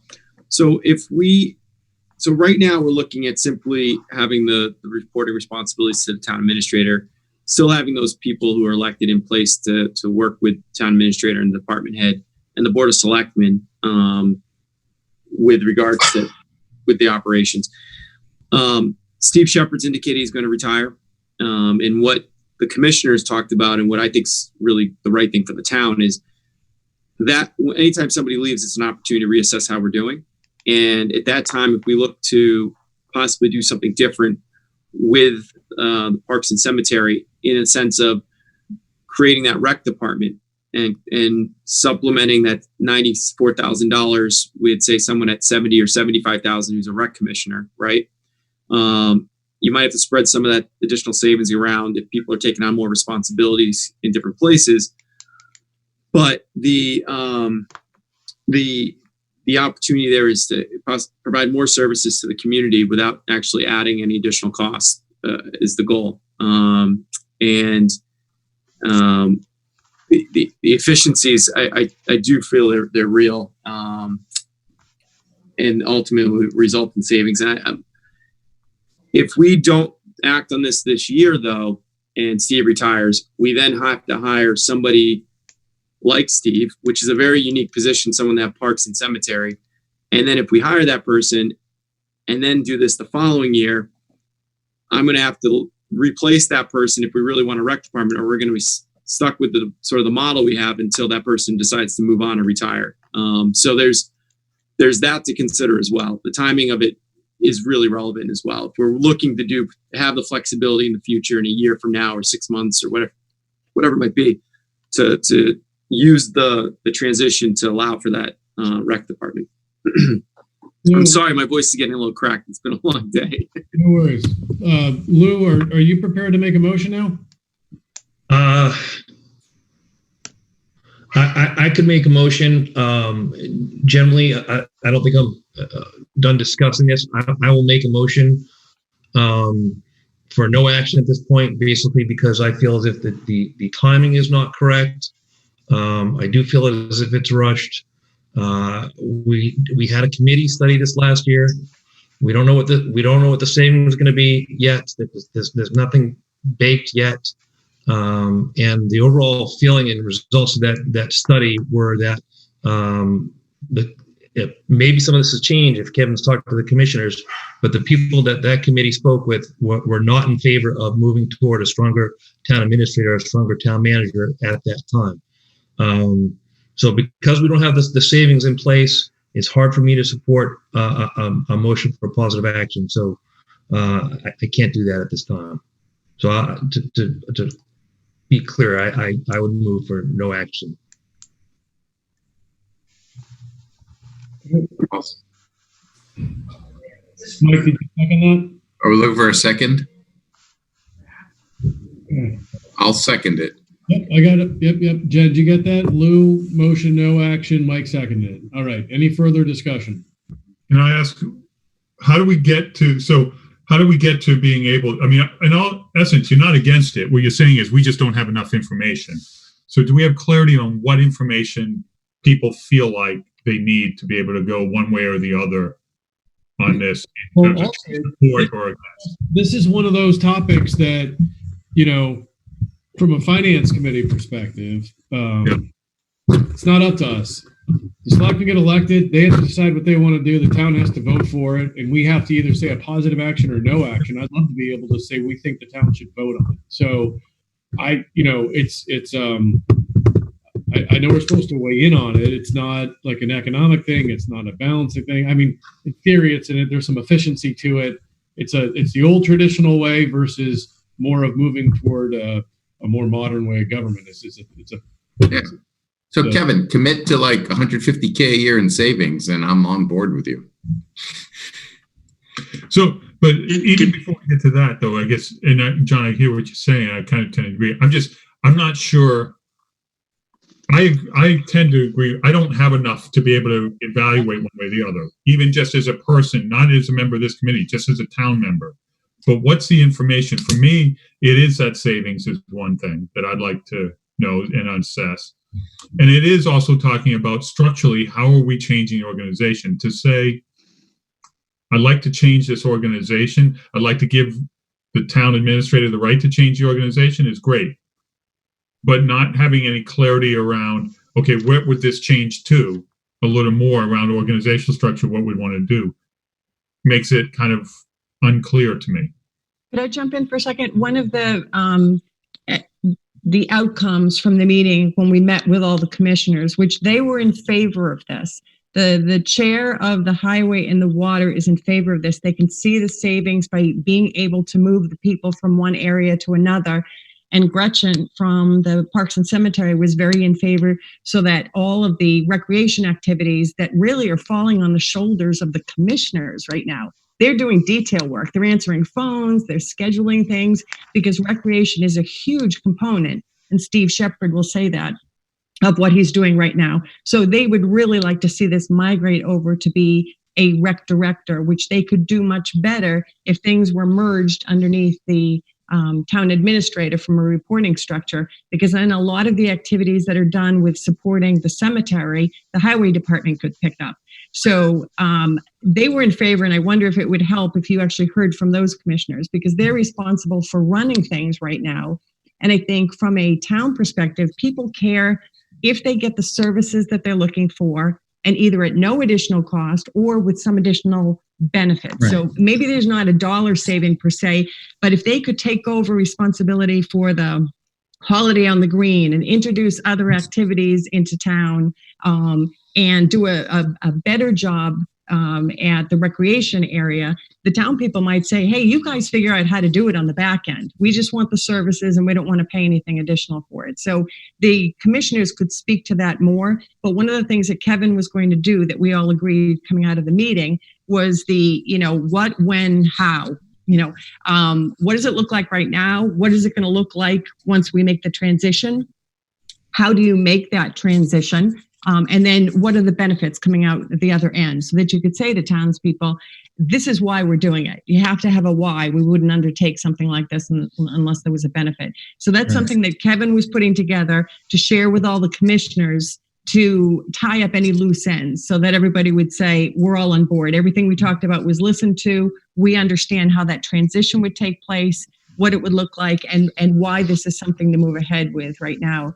And, everyone agreed there's a lot of transition right now with Steve Maziz retiring, Steve Shepard retiring, Dave Bond just retired. I don't know how much longer Phil Knowles is going to be here. Yeah, exactly. Yeah. There's so much turnover that if there are things that we want to accomplish, now is the time. And everybody agrees now is the time. And to Kevin's point, you have 6 months or more to make that happen. As long as you know what the plan looks like, what you want to get to, then you have all of those months with all the commissioners and the people in place to actually make that transition smooth. I agree with you, Len. I think this is a low stakes decision. If you look at it, it's kind of like, hey, listen, if we get savings out of this, great. But if we don't, what's the worst case scenario here? Oh, yeah. So Bob Benjamin will tell you that our fields would look terrible if this got taken over, right? It'd become like municipal fields and things would fall apart. Well, I would say, I'm hearing from people with the TAA who are very dissatisfied right now, and they are contributing a lot of money, they say, to the fields, and they're not at the level that they would expect. It could be, but compare Clock Park to any field in Beverly, and that's what you're looking at. I'm not understanding, Mike. What?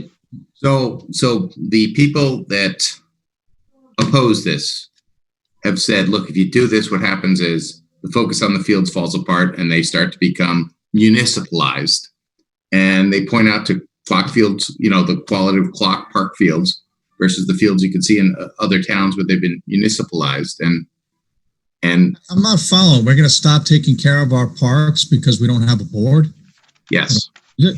So I would just, Mike, that seems silly to me. I would just say, if you take the drive through Beverly in the next few weeks as they're starting to do their spring cleanup, I challenge you to find a park that's not in top-notch green condition. Go to Beverly Commons, go to the Lynch Park, go to Dane Street Beach, go to Independence Park.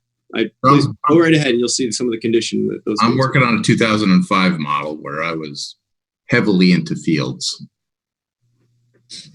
And I would also say there is a board. People do have a board to go to because the Board of Selectmen is going to have yeah, I mean a dedicated board. Yeah. Okay. I would. I'd just like to say something. I'm a road commissioner, and have been for a number of years. And I'm not necessarily looking to get out of that. I'm not running again this year, but I've found a recruit to take my place.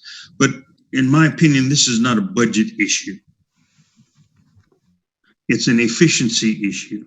It's the ability to put the responsibility on one person, one person's head. In this case, Kevin, and eliminate the silos that's been discussed and separate budgets controlled by them.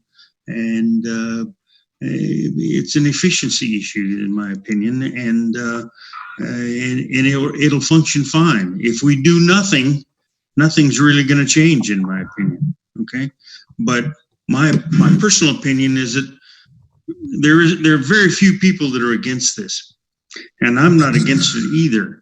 But I'd prefer to wait 1 year.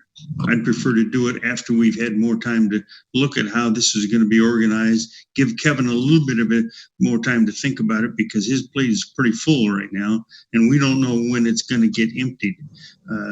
We don't know what things are going to be like for Kevin in the next 6 months. I don't think he needs to be saddled with this when things are working okay now. I think we ought to wait for a year and bring it up next year and say, okay, Kevin, we gave you another year. Now we can move forward with it. I'm the opposite. I say, why tie the guy's hands? Let's just go. But Eric, Mr. Gant keeps trying to talk. Mr. Gant, Karen. I tend to agree with Boyd. Boyd had been on that for some time. When it first came out and he read through it, he said, yeah, this is something that should wait a year. And I agree with him on that point. The issue of efficiency, again, we need to see something on paper that indicates how we're going to improve. One of the things that we know we will be missing will be the involvement of citizens in the future. This idea of having people on these boards were people that talked to their neighbors. When neighbors wanted something, they had somebody they knew in their community that was on some board. They could ask the questions, they could get things done. And it provides a feeder system. But we also, just because we were able to pick up people that were very experienced, were helpful. We had people like Boyd that had been on for many years. We had Phil Knowles, who was in the business. The person that Boyd is bringing on is from a retiree from Mass Dot. Doesn't come much better than that. On the water department, we've got people that have been on there for a good bit of time. One of which, well, he's been on for about maybe 6 years or so, from Cambridge. It has that kind of experience. Now, they may be on an advisory board, but it's not the same. And we talk about the advisory board going away. The cemetery is, of course, a very important point that was brought up. It's kind of a technical job. In addition to working with people when they have their bereavement, you got to dig up the right place in the right way. You can't make a mistake. You don't want that shovel going into some kind of an urn and cracking it open, from somebody finding out, and then all kinds of problems from the people who said you went into the wrong grave and whatever else. It really is a technical job. And so sure, we can teach Gary Wild that job, but it may take some time. And it may mean that he gets deserved for more money than he's getting now because he takes on more. I don't see where the efficiencies have been put on paper yet. I would certainly like to see the efficiencies put on paper. The best case perhaps is to say, let's take the year, let's not stop, but let's take the year to try to get this and Kevin in the new position to better understand the town and how we work and what the value of having people involved in the town. This is not a city. We really like to have the citizens involved, and that helps us as elected officials have input from the people and feel that we're sharing the responsibilities with them and them having that same feeling. Karen Duvall. Sorry. Sorry, Lynn. I was just going to add, this is the third time that this has been brought up. It's not as if this is a sudden new idea where we have to ponder on what the benefits might be. It's been brought to the people and approved. There was a technical issue that prevented it from going forward. Then it was brought to the people again. I think that might have been a personnel issue, why that didn't go forward. Lou's group had said it's worth looking at right now because of all the retirements. And I think we could get to paper, put pen to paper and lay out exactly who would do what and what the benefits would be. There are a lot of stories that have been talked about. They just haven't been put to paper. And I agree that needs to be done for sure. But I don't think this is a novel idea. We've thought about it. We've talked about it a number of times. And, I rely upon the people who are in those positions right now, who are saying this is the right time and I'm in favor of it. I know Boyd is saying, now he'd rather wait for a year. But I think that's just, or it could be because we don't have it on paper. I don't think anybody thinks it's a novel idea, but it's, again, it feels a little bit like our last year. Let's just bless $10,000 to take care of the town hall without a specific plan. Like Che and I, whenever there's $, and then something unspecific, it's just doesn't compute. And that's all you're from us, is that if I could just one last thought on my end too. I do recognize the importance of citizen participation. In my entire career, that's been very important to me. And that's why I was adamant about the advisory committee. And I know that the Board of Selectmen on this call were listen to me explain what this would look like to the commissioners and then say, I want to hear from you. How do we make this work? Because we're a team, we're going to make this work. It's not going to be Kevin Artuni. It's going to be everybody working together to make this transition successful. It won't work unless everybody's on board. Everyone's on board. The department heads, the superintendents, I've been speaking with Greg Chrome and Gary Wilds. It's been hectic as heck over here, as you know, with a lot of things going on, but we're still trying to plug away with getting this information compiled. I read you some information that we've started to pull together about the water department. It's the tip of the iceberg, and sort of how the transition plan happens, but they're very excited for this. And from an efficiency standpoint, it's hard to put a dollar amount to the efficiencies of basically not reorganizing necessarily the operations. It's just who the department heads report to.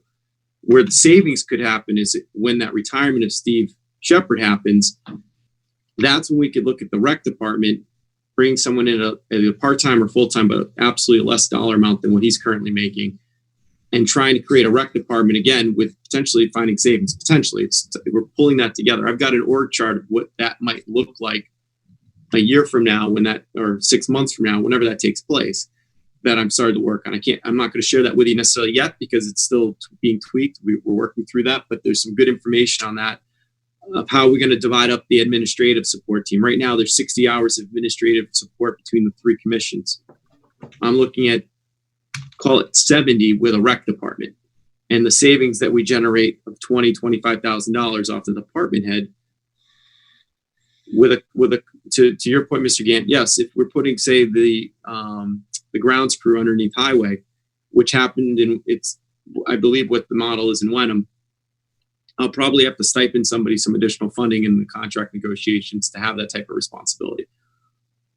But we wouldn't go there unless the model makes it work. The financial benefits are there, and then the actual services we're providing are at or better than what we were now or yesterday. And I've heard a lot from a lot of people that the rec department's incredibly important to people. We've got a real opportunity to do something special in Topsfield, because I've seen a rec department that's flourished in Beverly. And I know we don't like making comparisons to Beverly all the time, but that is a model to look at. It's Topsfield's at a smaller level, but if you put the right person at the helm of a rec department, you could really bolster up some of the programs this community offers to its citizens. Adult programming, child programming, camps. I'm not sure that people are screaming for more recreational, and our call for a long time has been no new government. Now, if there's some things that are fine, okay, but this is not a reason to make this change. We are not in a mode to try to increase our government. That's my understanding, and that's been the call for a long time from the FinCom. But this isn't increasing it. It's just shifting what that person does. Well, I hear about we're going to do these all new things and all this sort of thing. I don't know. I don't know what it's all about. The recreational things that we have now are going along quite well, as far as I know, in providing fields. If you provide the money, there will be the Christmas on the holiday on the green. We'll have those sorts of things, but you got to provide the money for that. I think We we're know that that's thinking been this. pulled out. So that provides some additional challenge as to whether we're going to have it, not because of personnel, but because of the amount of money that we're willing to put towards it. Karen's have some comments to. I'd just like to complete one thing, though, in the case of the history. In 2005, we did pass it at town meeting, but it failed at ballot. Just for fact. Good, Karen. I was sort of hoping we could vote and then maybe adjourn, because some of us get up on the early side, even though we're not commuting. I know. So Karen Duvall still is trying to say something, and I'm trying to get through 3 more things on this list, because unless everybody just wants to stay up till 1 a.m. on Thursday. Anyway, I'm just trying to get through it. Karen Duvall, anything on this before we move on? I'll make it short and sweet. So I think, my comment on this is that, we've been having conversations since I've joined the committee last summer with regard to finding efficiencies, consolidation of departments, or at least connectivity and collaboration amongst the departments, so that we could start to see cost savings and perhaps personnel shifts where there'd be shared resources, things of that nature, creative staffing. I think this is an effort to do that. I think there is going to need to be changes to modernize the way the town is executing its responsibilities. And that can be uncomfortable for some folks, but I do think this is a perfect opportunity, given what we have going on with people retiring. It's an area where it's not going to be tremendously impactful, in that you have the opportunity to retain those experts that are assisting and help bring Kevin up to where he needs to be, as well as the superintendents up to where they need to be. So if I had to cast a vote, I would be in favor of this moving forward, rather than to continue to delay taking the opportunity.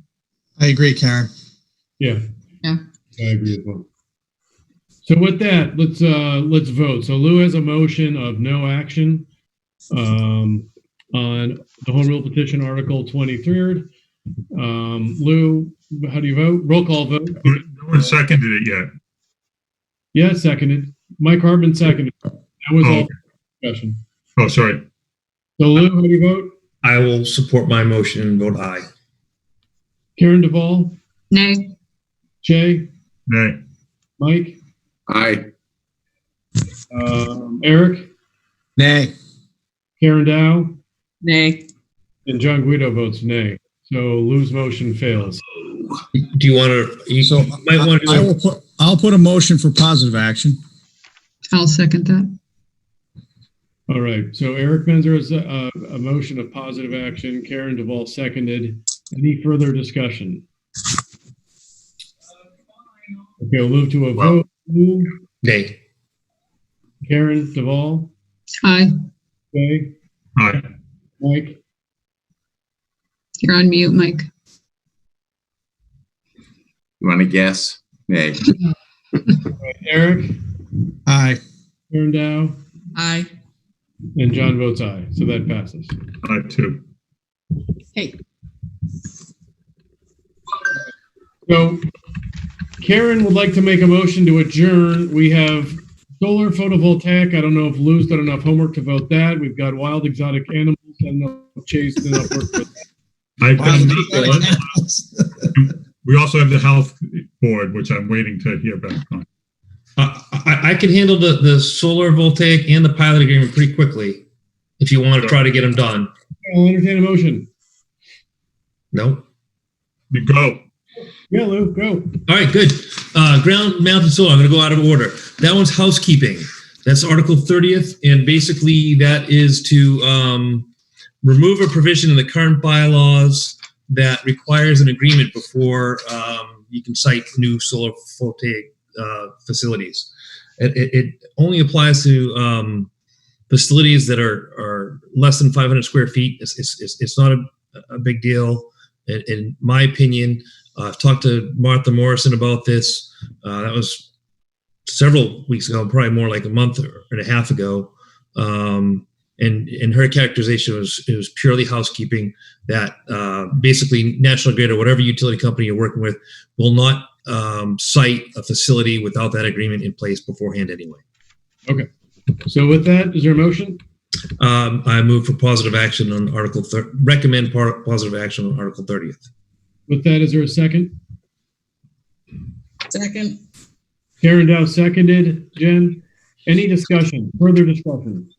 So sorry, I know we want to be done, but so help me out. This is saying in effect that you confused me when you said National Grid won't do, for as an example, do anything. So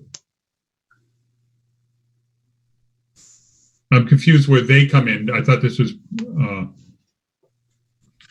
Jay, yeah. it's essentially we got the cart before the horse in the way it was written 5 years ago. What this does is you can't really do what this says. You can't get that thing from National Grid before you do the approval. Okay. So okay. what it's This trying to is do is make it so it's usable.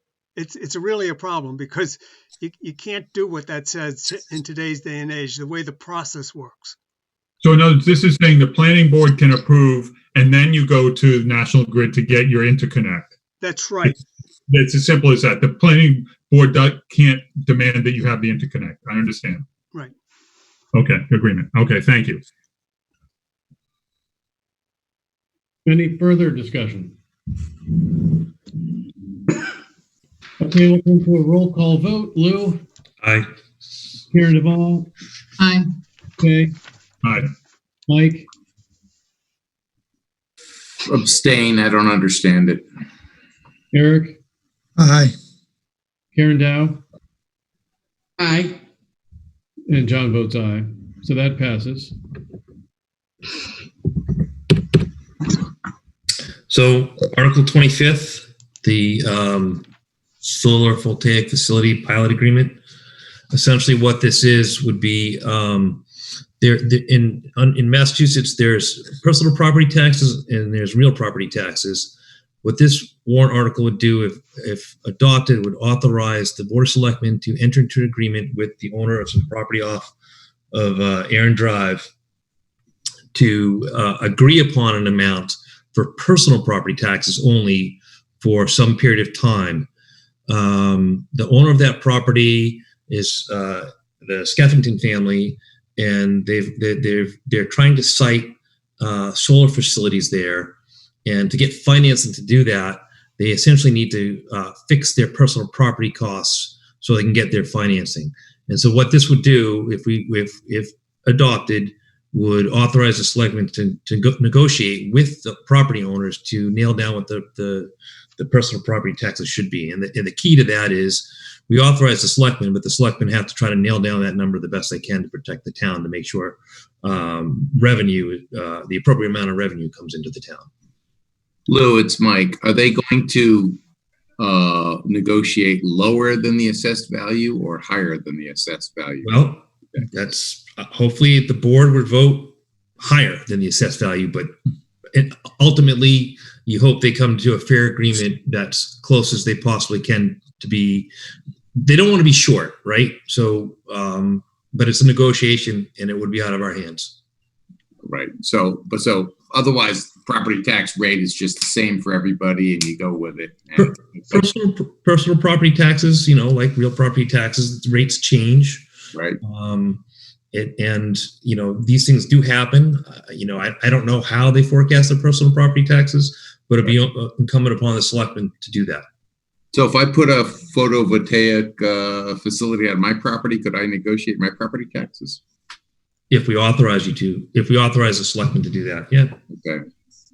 So this is only for that particular location. Right. No. I'm sorry, Mike. I thought you meant. No, I meant. I'm just interested to sort of see it. I'm trying to see what flexibility is. Can you do spot property tax negotiations on a single lot with the selectmen if this passes? Pilot agreements happen frequently. No, this is for 6 Aaron Drive only. But is this for the property tax or for the? First of all, there's two ways of doing it. if the company that's putting the solar in owns the land and the solar equipment, then you can do it for both personal and real estate. In this particular case, Skeffington owns the land, and the personal property, meaning this technical solar panels and all of the stuff that goes with that, is owned by Topsfield Solar LLC. So the pilot is only for that personal property. It cannot be for the real estate, because the owner of the solar equipment does not own the property. So that's why it's only the personal property that we're doing in this particular case. And it is also only for this particular location and this particular for this particular siting. So if I can, replay that back so I understand it. In effect, the family owns the property. They continue to pay their regular property taxes. Separate of that, no different than if someone else had a car that they had a personal property. So Topsfield Solar LLC now has the solar facility that's sitting there that we're looking to negotiate the taxes for that solar facility, not for the underlying property. Correct. Negotiate the pilot. Rather, the pilot. Negotiate the pilot, not the taxes. So the issue here is essentially that we have a company that's trying to go to a bank and get approval for its pro formas. And as part of that pro formas, they have to put down costs. And some of the costs are going to be the taxes. How much personal property tax they're going to pay this year, next year, whatever. Well, it's going to depreciate if we do it, this rate, and this is going to happen. And so the bank then has to say, okay, I buy that, but I think you got to be more conservative in how much you think it's going to come down in value, so you don't have to pay as much, whatever the case may be. If in fact they can, and it's really the solar company that's looking for this, if in fact they can do a pilot, in other words, an agreed upon schedule of payments to the town in lieu of taxes, then they can take that to the bank and say, hey, we're going to sign agreement here from the town for 20, 25 years, whatever it happens to be. So there is a tremendous amount of trust that you put in the selectmen for doing this. And I'll tell you, in trying to do this, we're going to have some kind of a consultant who's going to be able to help us make it through this and not lose money, and ideally make money, but we're not. It's the idea is to try to come out even on it, but provide a schedule of payments. Now, we could schedule it such that we don't get paid as much early on, which you might get paid more early on because the value of the property is higher before it begins to depreciate, but then have more money later on as it would otherwise depreciate, et cetera, et cetera. It's a very complex thing to come up with the answer. And I don't look forward to negotiating it if I'm a selectman, but it's one of the things that they do with these pilot projects.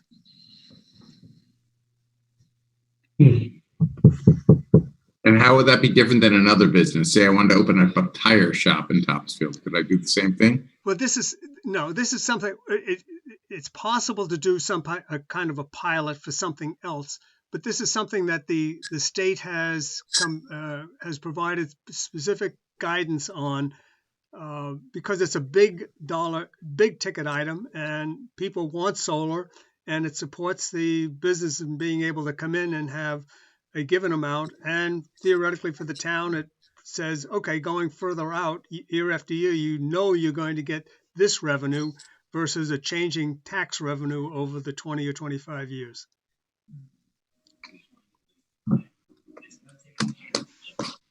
Thank you. There is money that's going to be made by both the company that's using the property for the solar array and by the Skeffington family. So there is money there. So I don't know if there's opportunity to get more than just the personal property taxes, but I wouldn't rule that out because I've seen that happen before. We can also do community solar on it. So they find off takers for the solar, and there's a value to it, whether it's a direct dollar amount or just the optics that people who want to opt into a solar program in Topsfield can actually purchase solar credits from a solar array in Topsfield. And I've talked with this developer about we've done this. I've done these before these pilots. There's a market for them, so there's comps out there on what the market rate should be for a similar sized pilot program. But like I said, this will be our first solar opportunity in Topsfield of real scale. It's exciting. I mean, it checks a lot of the boxes from a development standpoint of where you would locate one. You don't want too many residential properties in close proximity. You want to make sure that the developer can fund this and do it in a proper way. But yeah, there's a lot of the off takers are a really interesting component of this because we can offer it to Topsfield people, and I've talked to the developer, and they're willing to give first rights potentially to Topsfield residents to off take before their general community can do that beyond Topsfield. Where did the selectmen come down on this? The selectmen voted to put it on the warrant 4-0. Again, I would say that this is essentially a support for a solar company. It's something that they want so that they have a firm dollar plan and costs for what would otherwise be taxes. Lou, is there any opportunity? If we don't do it, then I'm sure the project will go forward. It's not as if it won't, but it may be a challenge for them because they particularly prefer to have it, I guess. That's the way I understand it. Even with energy prices going through the floor? What's going through the floor? That's short term. I mean, this is a long term thing, right? Deal. It's short term. Opportunity to make additional revenue. They don't have to agree to anything. I mean, we're putting it in their hands. Yeah. So, Yeah, those were going to be my. Oops, sorry. no, go ahead, Karen. I was going to say those were my questions. If there was no action on this, if the town doesn't accept the warrant article, what happens? Then we just charge them taxes. Once they build it, put it in place, we assess it and charge them taxes on the. They'll probably look for an abatement. Typically, It doesn't look like a lot of downside for us, no? Well, if there's an abatement, right? So this is an opportunity for us to gain revenue off of this, whereas we might lose that opportunity going forward. Well, what else could be built in that spot? Could we build a nuclear power plant or a house? Karen, can we build a nuclear? Yeah. Right. The calculation we have to make is really more, you take the assumption that they're going to go forward in either way. And the assumption is which is advantageous for the town. Being able to negotiate a consistent payment up front that maybe we can extract more from them versus not doing that. And, because they want it. So we hold them a little more over the barrel of, okay, this is a commercial enterprise and we're helping you. You need to fund the town some more. Versus a negative, the other side of no, they move forward with it. It doesn't sound like it's a huge, this is going to be the thing that breaks the business going forward. So Lou, do you think you've done enough homework to make a motion? We've got, by the way, we have the whole special town meeting warrant we haven't touched, so we're obviously not going to do that tonight. So there's plenty to still do. So we don't need to do it tonight if you're not comfortable. I think it makes sense to put it in the hands of selectmen. I'm comfortable and would prefer that we vote it, get it off the table. So I'll make a motion for positive action on Article 25th regarding to authorize the selectmen to enter into a pilot agreement to negotiate personal property taxes for 6 Aaron Drive. Second. Right. Karen, you did that, Jen. Any further discussion? One question, and this is more brings back angst we've had in past with these types of things. Just asking, is there when this comes up, is there going to be someone who suddenly shows up who's a neighbor who objects very aggressively towards it? Do we know? It's possible, but I believe we're in pretty good shape as far as buffers to other people. It's backed up on state forest, and there's wetland buffers in some of the areas. I think it's pretty innocuous. Okay. People have had a chance to come to the planning to the CONSCOM meetings, and there haven't been any big issues. And it's a low impact type use. I mean, Right.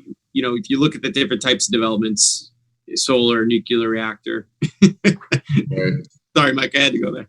No, I'm trying to bring out like the things is what kind of deals do you cut for various things? I mean, that's a fair question. You're going to get asked at town meeting all these same questions. So Right. this is a good time to get them worked out. right. I Thank mean, you. if you're developing New York City, you try and get abatements for 30 years.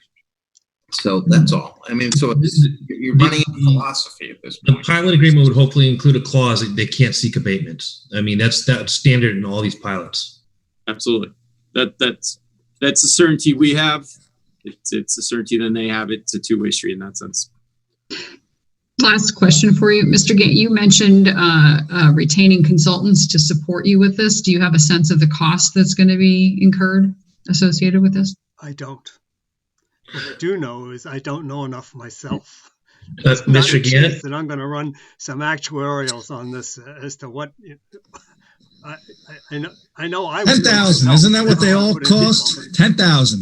Mr. Gant, I would suggest maybe you have them, the property owners, consider paying those fees. There's a statute that allows them to pay those fees in return for negotiating a pilot with them. Yeah. Yeah. Good point. There may be something that we can do that way. There certainly may be something we can do that way. Or essentially say we're going to roll the cost of doing this into your pilot payments, and the cost for the quote consultants will be paid in the first year. Therefore, your pilot payment in the first year is this much more to cover the costs that we need for the assistance doing this. It's clearly a trust thing to put this much power in the hands of the selectmen. It's the only reasonable way to do it, but and I'm willing to do it. But I recognize that I'm going to need some kind of help somehow. And yes, how to fund it? Yeah, I'd like to certainly have them fund it one way or the other. Yeah. So I've worked with a consulting firm. The gentleman was John Shortsleeve, and he did very good work for us, and he's since phased down his business in towards retirement. But there's a couple other people I've worked with in the past who provide these types of consulting services to make sure that you're getting a market rate deal or better when negotiating these. So they exist and they're available, and I've got certain people we can reach out to pretty quickly when we move forward. There certainly ought to be some boilerplate, like Lou, you mentioned that you don't allow any abatements in the future on this particular for the life of the pilot or something like that. There's got to be some good boilerplate that we can take in, but we also have to find a way to do the numbers. Yeah. I mean, so my comment is, I mean, I'm happy to disagree with the selectmen if I have a good knowledge base, but on something like this, I trust our selectmen enough to go with them. So with that, we'll turn it to a vote. Lou? Aye. Karen Duvall? Aye. Okay. Aye. Mike? Aye. Eric?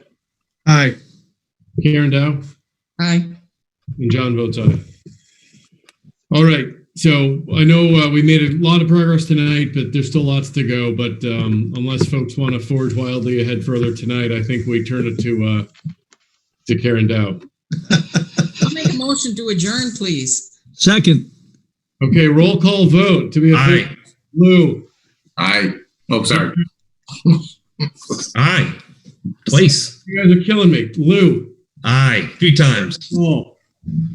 Aye. Okay. Aye. Mike? Aye. You know, Lou and I live on the same street. Eric? Aye. Karen Dow? Aye. John votes aye. So thank you, everybody. We'll be talking in a couple hours on Thursday. Yeah, we'll see you Thursday. All right. Good night. Good night. Thank Good you. night, everyone. Bye. Jay, I'll reach out to you to see